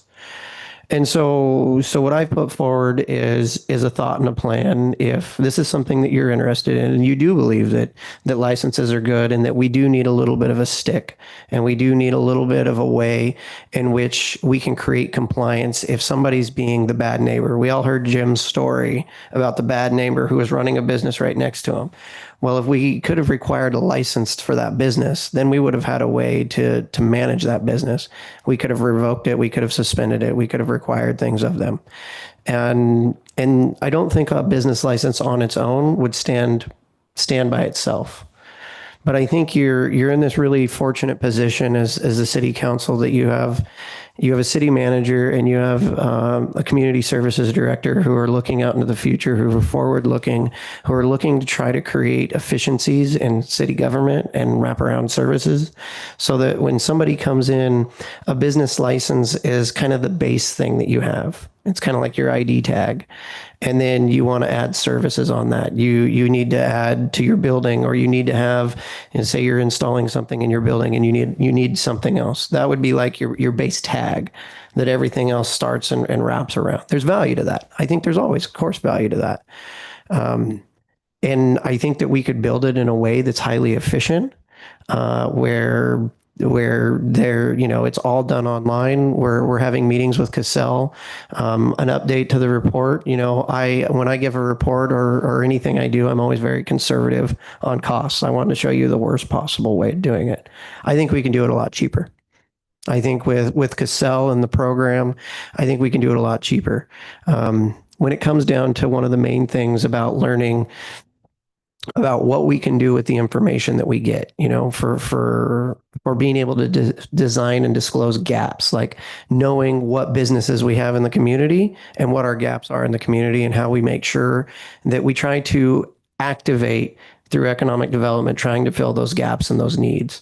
The business license helps get us there and to understanding it. We can use that to actively recruit, part of the position that you have me directed to do. Another thing is I was able to get a list from our Business Oregon friends on the number of businesses that are in the city that have an address in the city. And it was far more than what I have written in the document. In the document, according to reasonable standards, you'd have between 800 and 1,200 businesses. But when you look at all the businesses, it's more like 2,400 because, some people have LLCs on top of LLCs. There's a lot of different businesses within the city. What I'm working on right now is trying to use artificial intelligence to find the phone numbers and emails for all those businesses. And for the nonprofits, using artificial intelligence, which nonprofits usually they're pretty open. They're out in the world. They're open. I can get about 60 to 80% that I can get their phone numbers and emails. Well, less email. But on all those regular businesses, my uptake's going to be a lot lower. Figure 10 to 20%. So without a business license program where people are required to submit that information by, yearly updating their business license, then once we start hitting 30, 40, 50% uptake, when there's an issue, say the meeting we have coming up on the 30th, where we're providing all this information to the public and about downtown, we're shutting down streets on downtown. If I had all the businesses, their addresses and their contact information and email, I could draw a circle on a map and it would pull up all those business addresses, all those names and all those emails. And we could direct market to each one of those about the actual impacts on what they're doing. That adds value. That adds value to what we do as an agency, because now we are able to directly get to the people that we need to talk to rather than just putting something on the internet saying it's their job to read it. or putting something in the newspaper saying, I hope you write an email or a newsletter about it. And that we can actually get our information out there. There's a lot of value to things that we can do like that. The world is changing at such a fast pace, and the information that we can get out in the world. And as it changes faster, we have to get information to them quicker. A business license helps us do that. Okay. But I know you guys have lots of questions. So that was my short answer to a long question. Okay, let's go through. There's 4 discussion items here. They're on page 2 of the staff report. Question 1 is, does the council see value in establishing a license or registry program? And should it be added to the upcoming goal setting process? I'd like to rephrase that question. And does the council see, do you see enough in this that you'd like to add it to the upcoming goal setting process for further discussion? I think so. Yes. I think Okay, that's the answer is, discussion. what? I Yeah. think it's worth the discussion. Okay, it's worth further discussion. So I'm sorry, goal setting discussion, like strategic 3 to 5 year goal? No, It's to be discussed on, no, is my answer. Don't. what? I don't see enough value as a strategic item. No. I don't, You said the question is, do we think this is big enough to discuss at the upcoming strategic goal setting session with a time horizon of, I think it was supposed to be like a 5-year strategic goal setting? Not yet. I'm not there. I just don't think it's one of our top 10 or whatever things that we want to be doing. And so if I you can, do. if I can riff off that, I think that's the kind of exact conversation to have at a goal setting Yeah. process is should this land on that 3 to 5 year list or no? And I think some of the conversation I hope will happen at the goal setting process is when we talk about prioritization and what we're going to focus our efforts on. And so I think some of the intent this evening was to give you guys kind of a primer, if you will, or a sense of what a business license program could look like. And the hope here was that would help in the conversation we have at the strategic planning session about whether or not this lands high or lands low or lands. So if you mean, should this go on a list of, I don't know, 20 or 30 or 40 ideas for us to try and prioritize or filter through? Sure. Is it a strategic goal? No. Short answer. But I'll be bad cop tonight. I'm okay with that. It's damn near 3.5 hours into this meeting. Yeah. Time. Jake, I'm sorry. Let me try that again. EDO Anderson and CM Cleaves. What is the problem we're trying to solve with this? Is it enforcement, something that needs a stick and a license, or is it information? And therefore, what we're really talking about is like a business registration, or business registry. Please, short answer, please. I think the answer is yes. No, The answer is yes to both questions. Compliance is part of the solution. Part of the solution is being able to get information out there quickly. My short answer is I had to create a business registry when I worked for Clickatack County during COVID out of thin air. And it was really difficult. And I had a captive audience because everyone was scared. And I still didn't get a huge uptake. I had 180 businesses out of probably 500 in the county. And if I would have had all 500, a lot of businesses would have been better off. So when I look at that in terms of information getting out there, absolutely, there's value. Yeah, I don't argue the point that getting information out would be easier if we had everybody's email and phone numbers. Absolutely. I understand the value to the city. But I'm not sure it reaches the level at which we want to spend a lot of staff time compiling this. Well, the alternative to not discussing it at the goal setting session is not to do anything. Well, I think we could come up with more than that. I think there are multiple alternatives where we could discuss it tonight and give staff direction. One of the other options, if I may, that was on the table is if I just brought it to you and said, go forth and do good work, go build it and bring us something that works, spend a little bit of time on it, be efficient and bring us something that you think we can pass as an ordinance. And the question is do you feel that is a valid use of my time without having to go through the whole goal setting thing? If you're willing to make a decision and that's what you want to do. no matter what we do, if it's at a goal setting session or whether we bring it back, as you just suggested, there's going to be another lengthy discussion. I don't know if it's going to be 3 hours or not, but it'll be similar, I think, to the ordinance that we were discussing tonight. Ben? Thank you, Mr. Mayor. As I mentioned when I stopped by briefly, was, I think there's a lot of like open source information available on the internet. And I think that in order to move forward with this, I would have to be like some of the basic things. I understand the convenience that it does bring the city to have a registry or record of all of the businesses that are in the Dalles. Totally. But I also, like, as a small business owner, it's like another hoop to jump through, right? It's one more thing, one more regulatory thing for us to like manage and whatnot. And for, various businesses, if you're a doctor's office, that could be a huge burden on top of all the privacy issues and things centered around the records that they keep. But even as a restaurant or pub downtown, you've got OLCC licensing, you've got the health department, you have a lot of like other things that they have to manage and track and whatnot. And I'm concerned. I know it on one hand, it seems like a very minor thing, but being a small business owner and having to manage that is adding one more thing is just like, it's like a head shaker, like, holy cow, I've got like one more thing I got to do.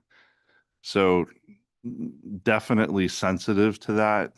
I think that what I would want to see is a very thorough effort on gathering that information, right?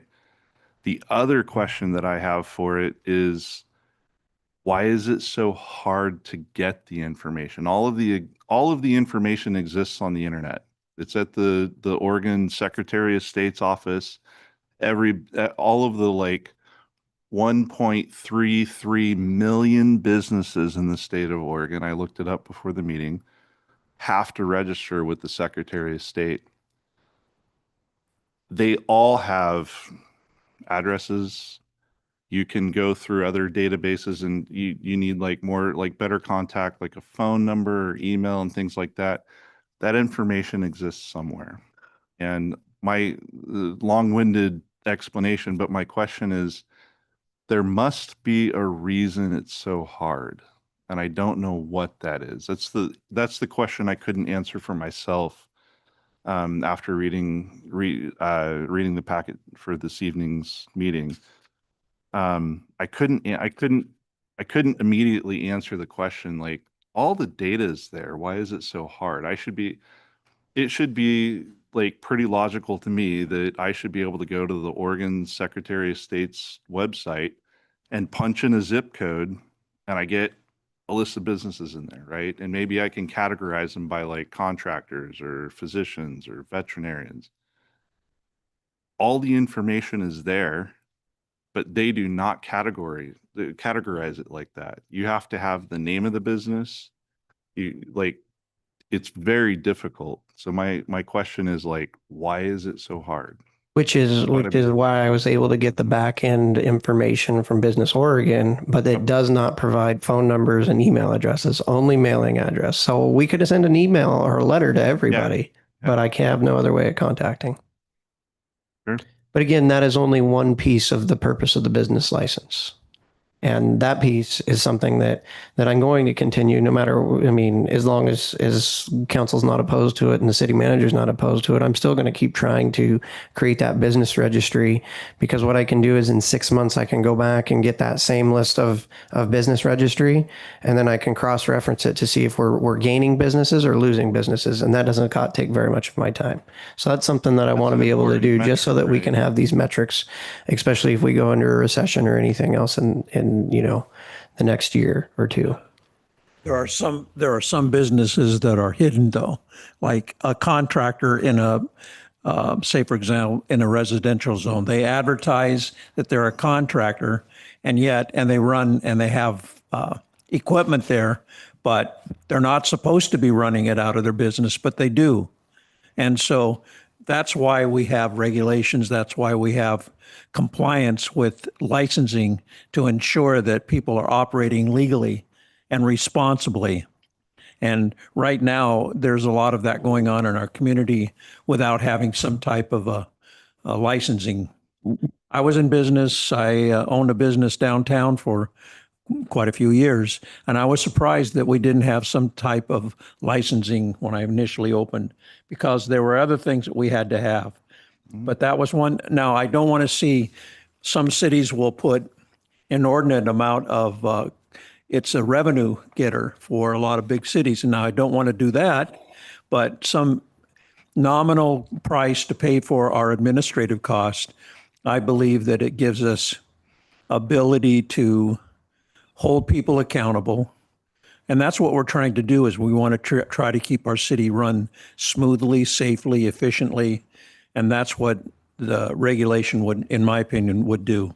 So I'm, in answer to does a council see value in establishing a business license or registry program? Yes. And should it be added to the upcoming goal setting process?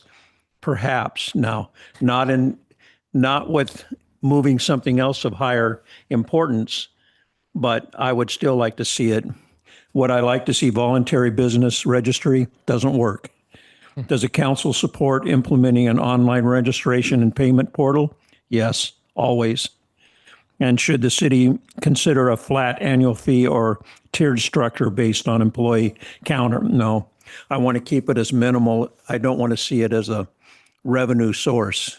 So, and I've answered those questions. Now, may I be excused? No, Mr. you're Mayor, going to suffer All through right. this like we are.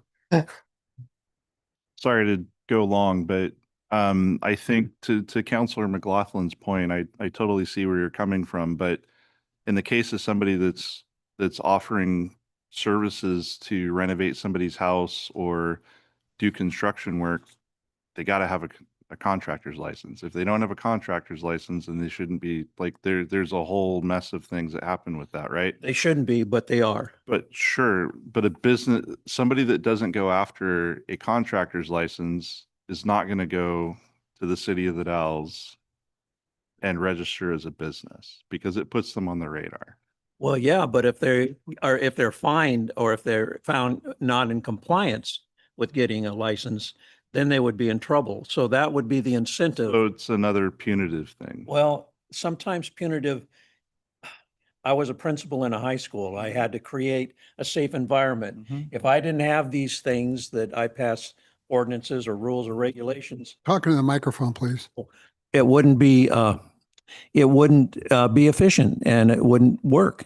So like what you were dealing with a population that may or may not have wanted to be there, but sorry to interrupt, but it's getting late. So I'm getting kind of rummy, meaner. I was going to say, not rummy. Thank you. I am as All right. sharp-witted as possible. We're not here to debate this thing tonight. What Yeah. we're here to do is to discuss whether we should take it to the goal setting session or whether we should forget about it altogether. No, I'm sorry, Mr. Mayor. That's Well, that's your gloss on the thing. Saying goal setting or forget about it, I don't think is we'll go to a council meeting. You know? Can we discuss for a few more minutes? Huh? Can we discuss for a few more minutes? Sure. May we? I appreciate it. Good. I would like to see what Councilor Runyon, who's had his hand up and has run a small business from it's true. All the actions on the right here. I own a small business. please bring your microphone over to your mouth? Yeah, that's right. Waiting for that. Oh, I gave him hell for sitting back in his chair by 3 feet. I own a small business downtown the Dalles on 6th Street, different things, Totally in favor. And I always wondered why I wasn't being asked to pay for a business license. I don't want it to be an overly large amount. I saw the amounts on there of 50, 75 and 100. I'd go 25, 50 and 75.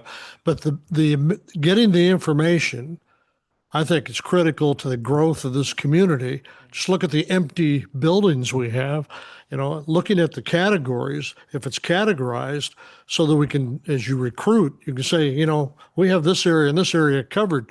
We don't have anybody doing this. And we know that for a fact. and we can help them locate if need be.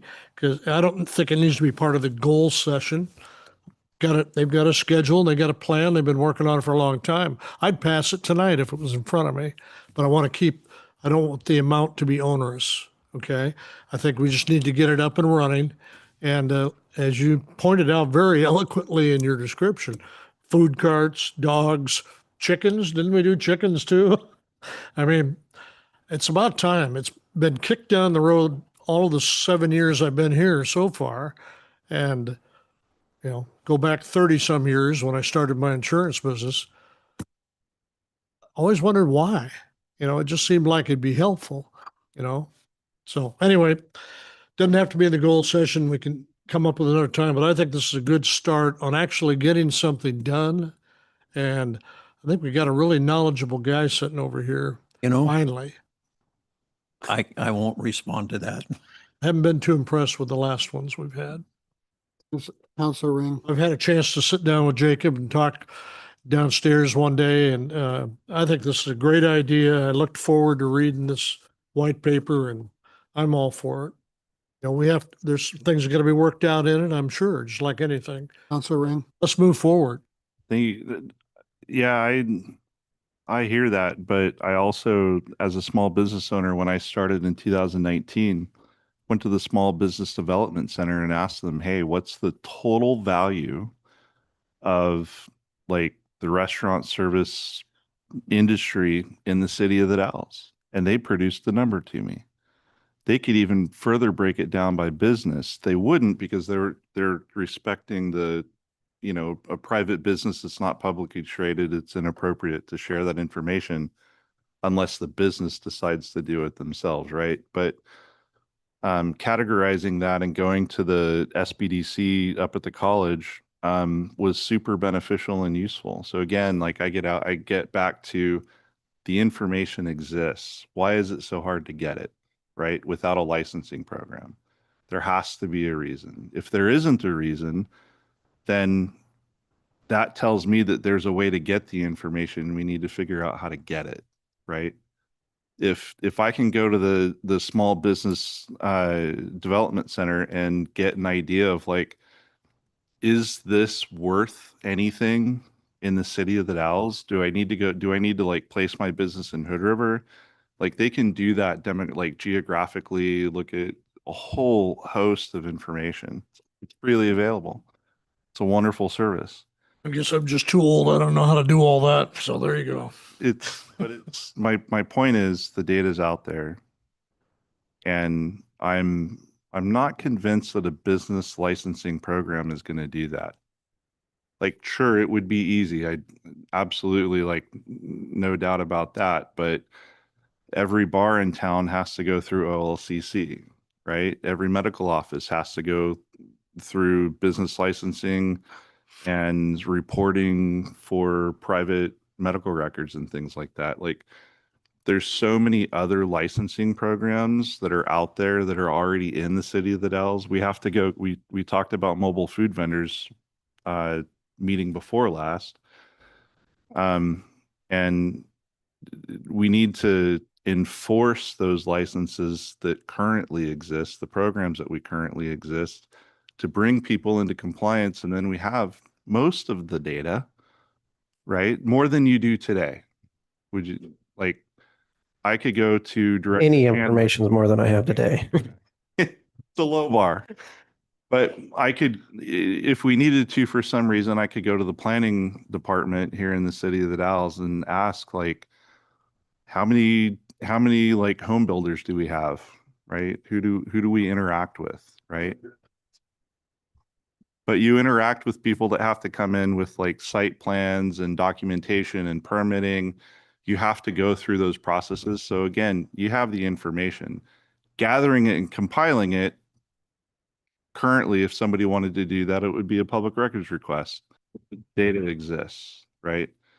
You would be, if somebody asks for information on the property that I own downtown, rather than coming to me, they could do a public records request. They could look at the SPR that was done, the land use that was done, right?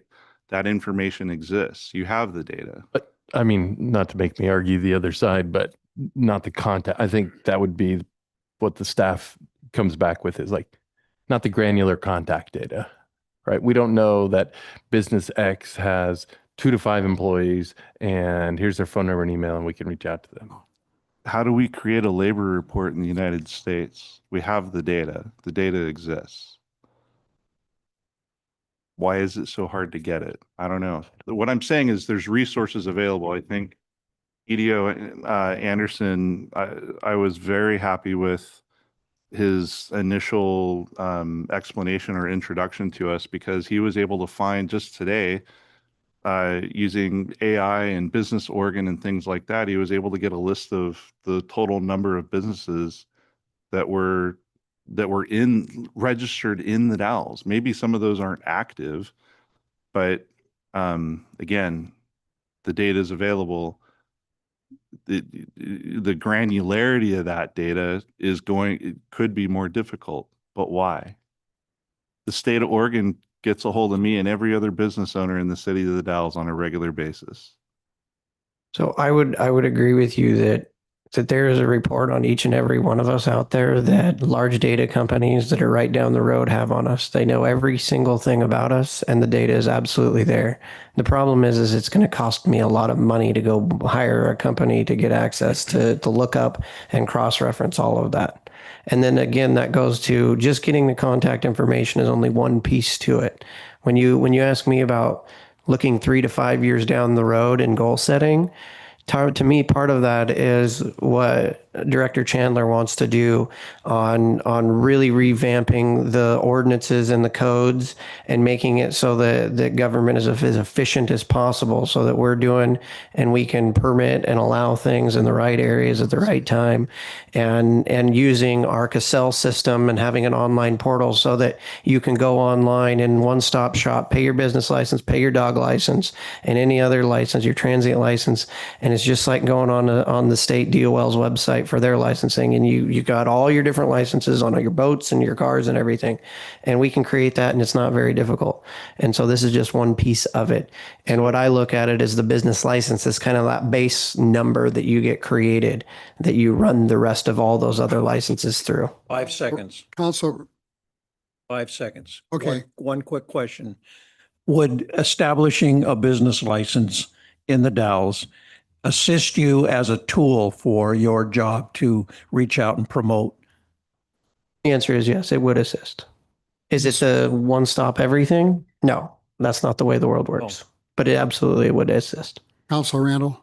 Thank you, Mr. Mayor. I think it's a good idea. I think it's worthy of further discussion. Obviously, we could go on at length tonight, but I think the next best opportunity we have is at the goal setting session. We don't need to dwell on it there, but we could kick it around a little more and see where we want to go forward with that.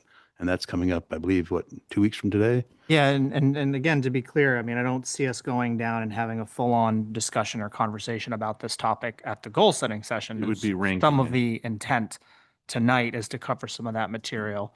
And with that information going into goal setting, if you ranked it as an action for some level of priority, we would continue to do the work and continue to go down this path. However, if it was a low rank or not at all, or some other process here, tonight we had feedback from the council, for example, that you had no interest in this whatsoever, we would stop working on it and then we would shift to the long list of other items that we have.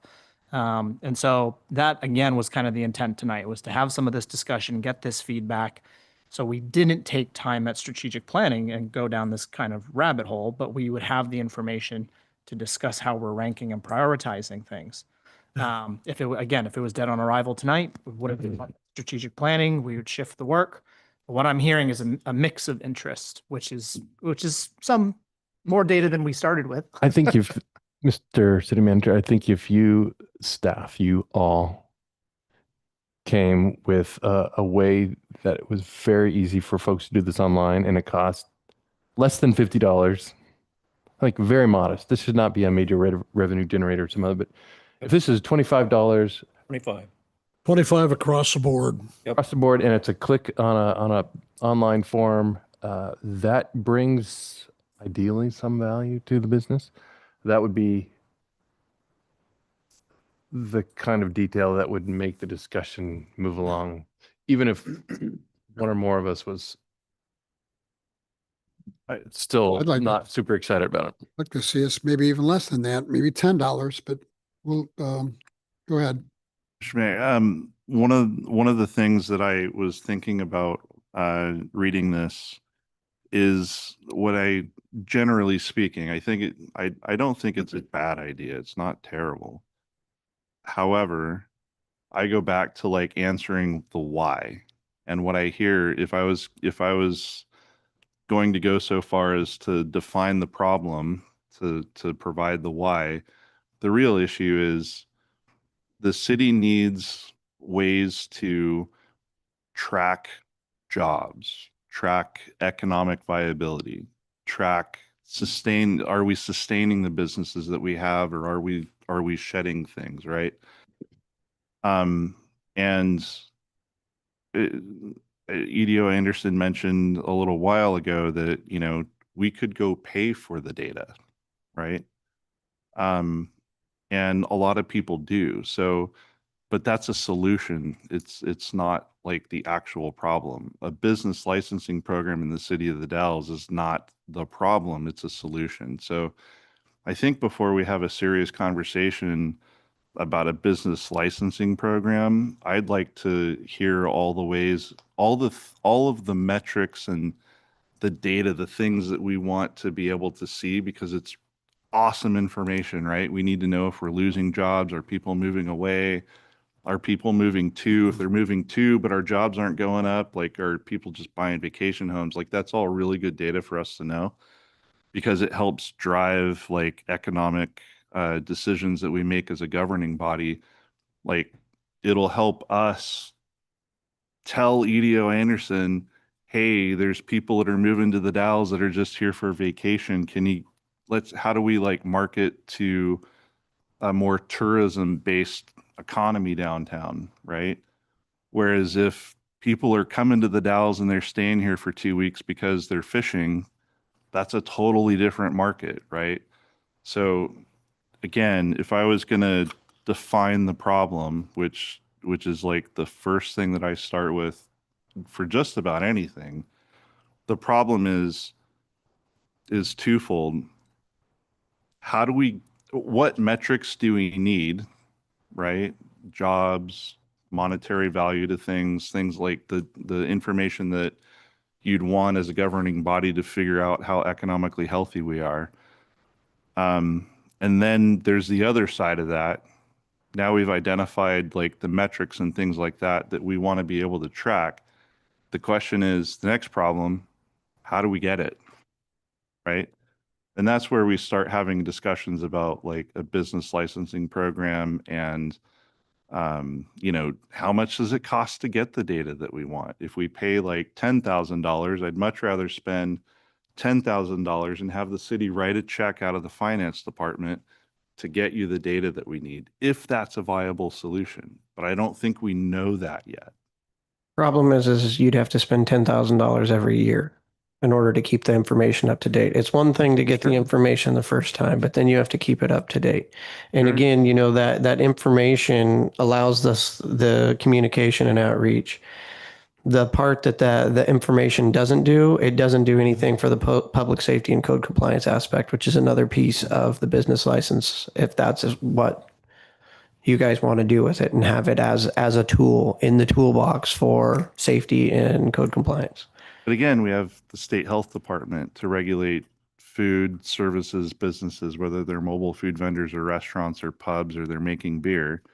Like we have we have the means to reach out to those people because there's already a licensing program that provides us that information. So that's what I'm struggling Mayor, with. Lisa Farquharson has been texting me with a list of things. She is on our, Yeah. but I could read you what she has, or you can click her on one or the other. Yeah, I didn't see Lisa was on. Well, I figured she might want to say something. It's 9:17 and Lisa, you want to say a few words? Sure. I understand both sides. I've been asking for a business license since I got here. It does a lot of purposes for the chamber. And I agree with Jacob on this, that if we have this, we have a data source that is meant just for us. I understand what Ben is saying. We can go to these different places that have this data, but I've gone through those systems and gleaned and cleaned just so I could have some information. It is not a simple process and it's not thorough what's there. So you could spend all these hours cleaning it up and grabbing it, but then we may not even have all that we need. For me alone, just the chamber aspect, this is information I needed for grant writing that we could have brought tens of thousands of dollars if maybe we were more competitive on some aspects in bringing those dollars for assets. Not operations, but assets. So it would help tremendously as far as that grant process. How many businesses do you represent? What sectors are they in? What does that represent for jobs and workforce? Because they're looking for certain aspects to grant those dollars. So that piece of it would be great.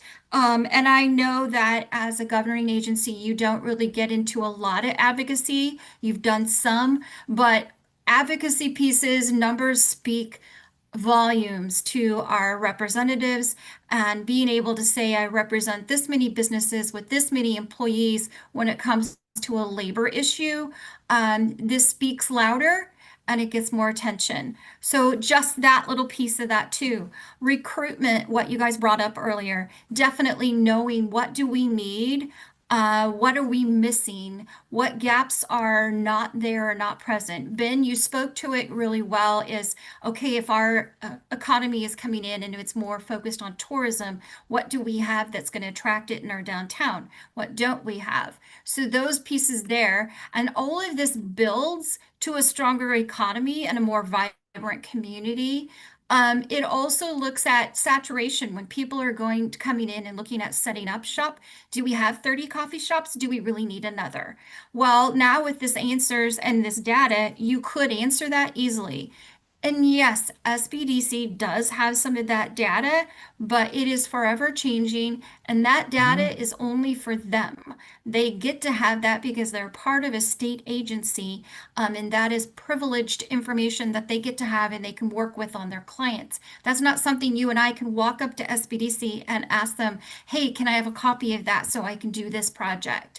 We don't get that.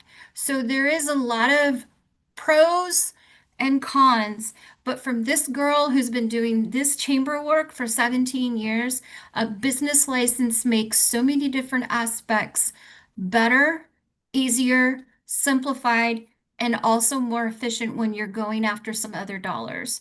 I came from a community who had one. It was not expensive. It was set up. It was a great resource to do all of those things I just mentioned. Okay, thank you.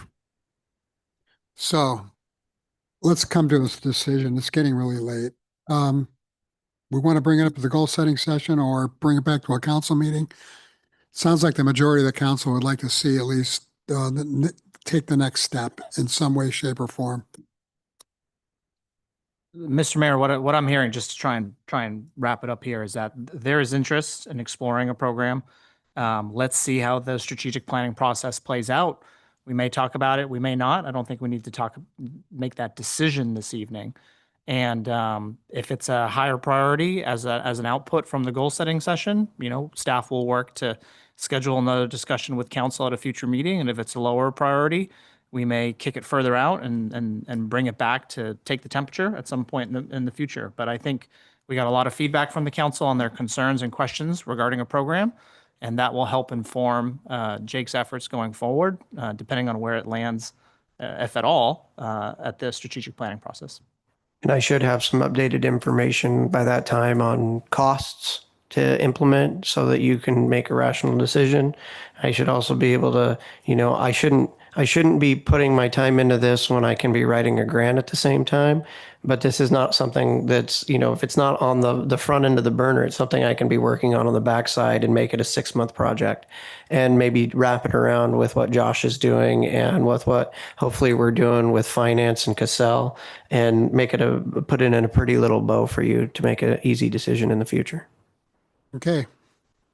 Thank you very much. Everybody on board with what the staff has just summarized? I'm on board. Okay. All right, any other business to come before the city council? Oh. If there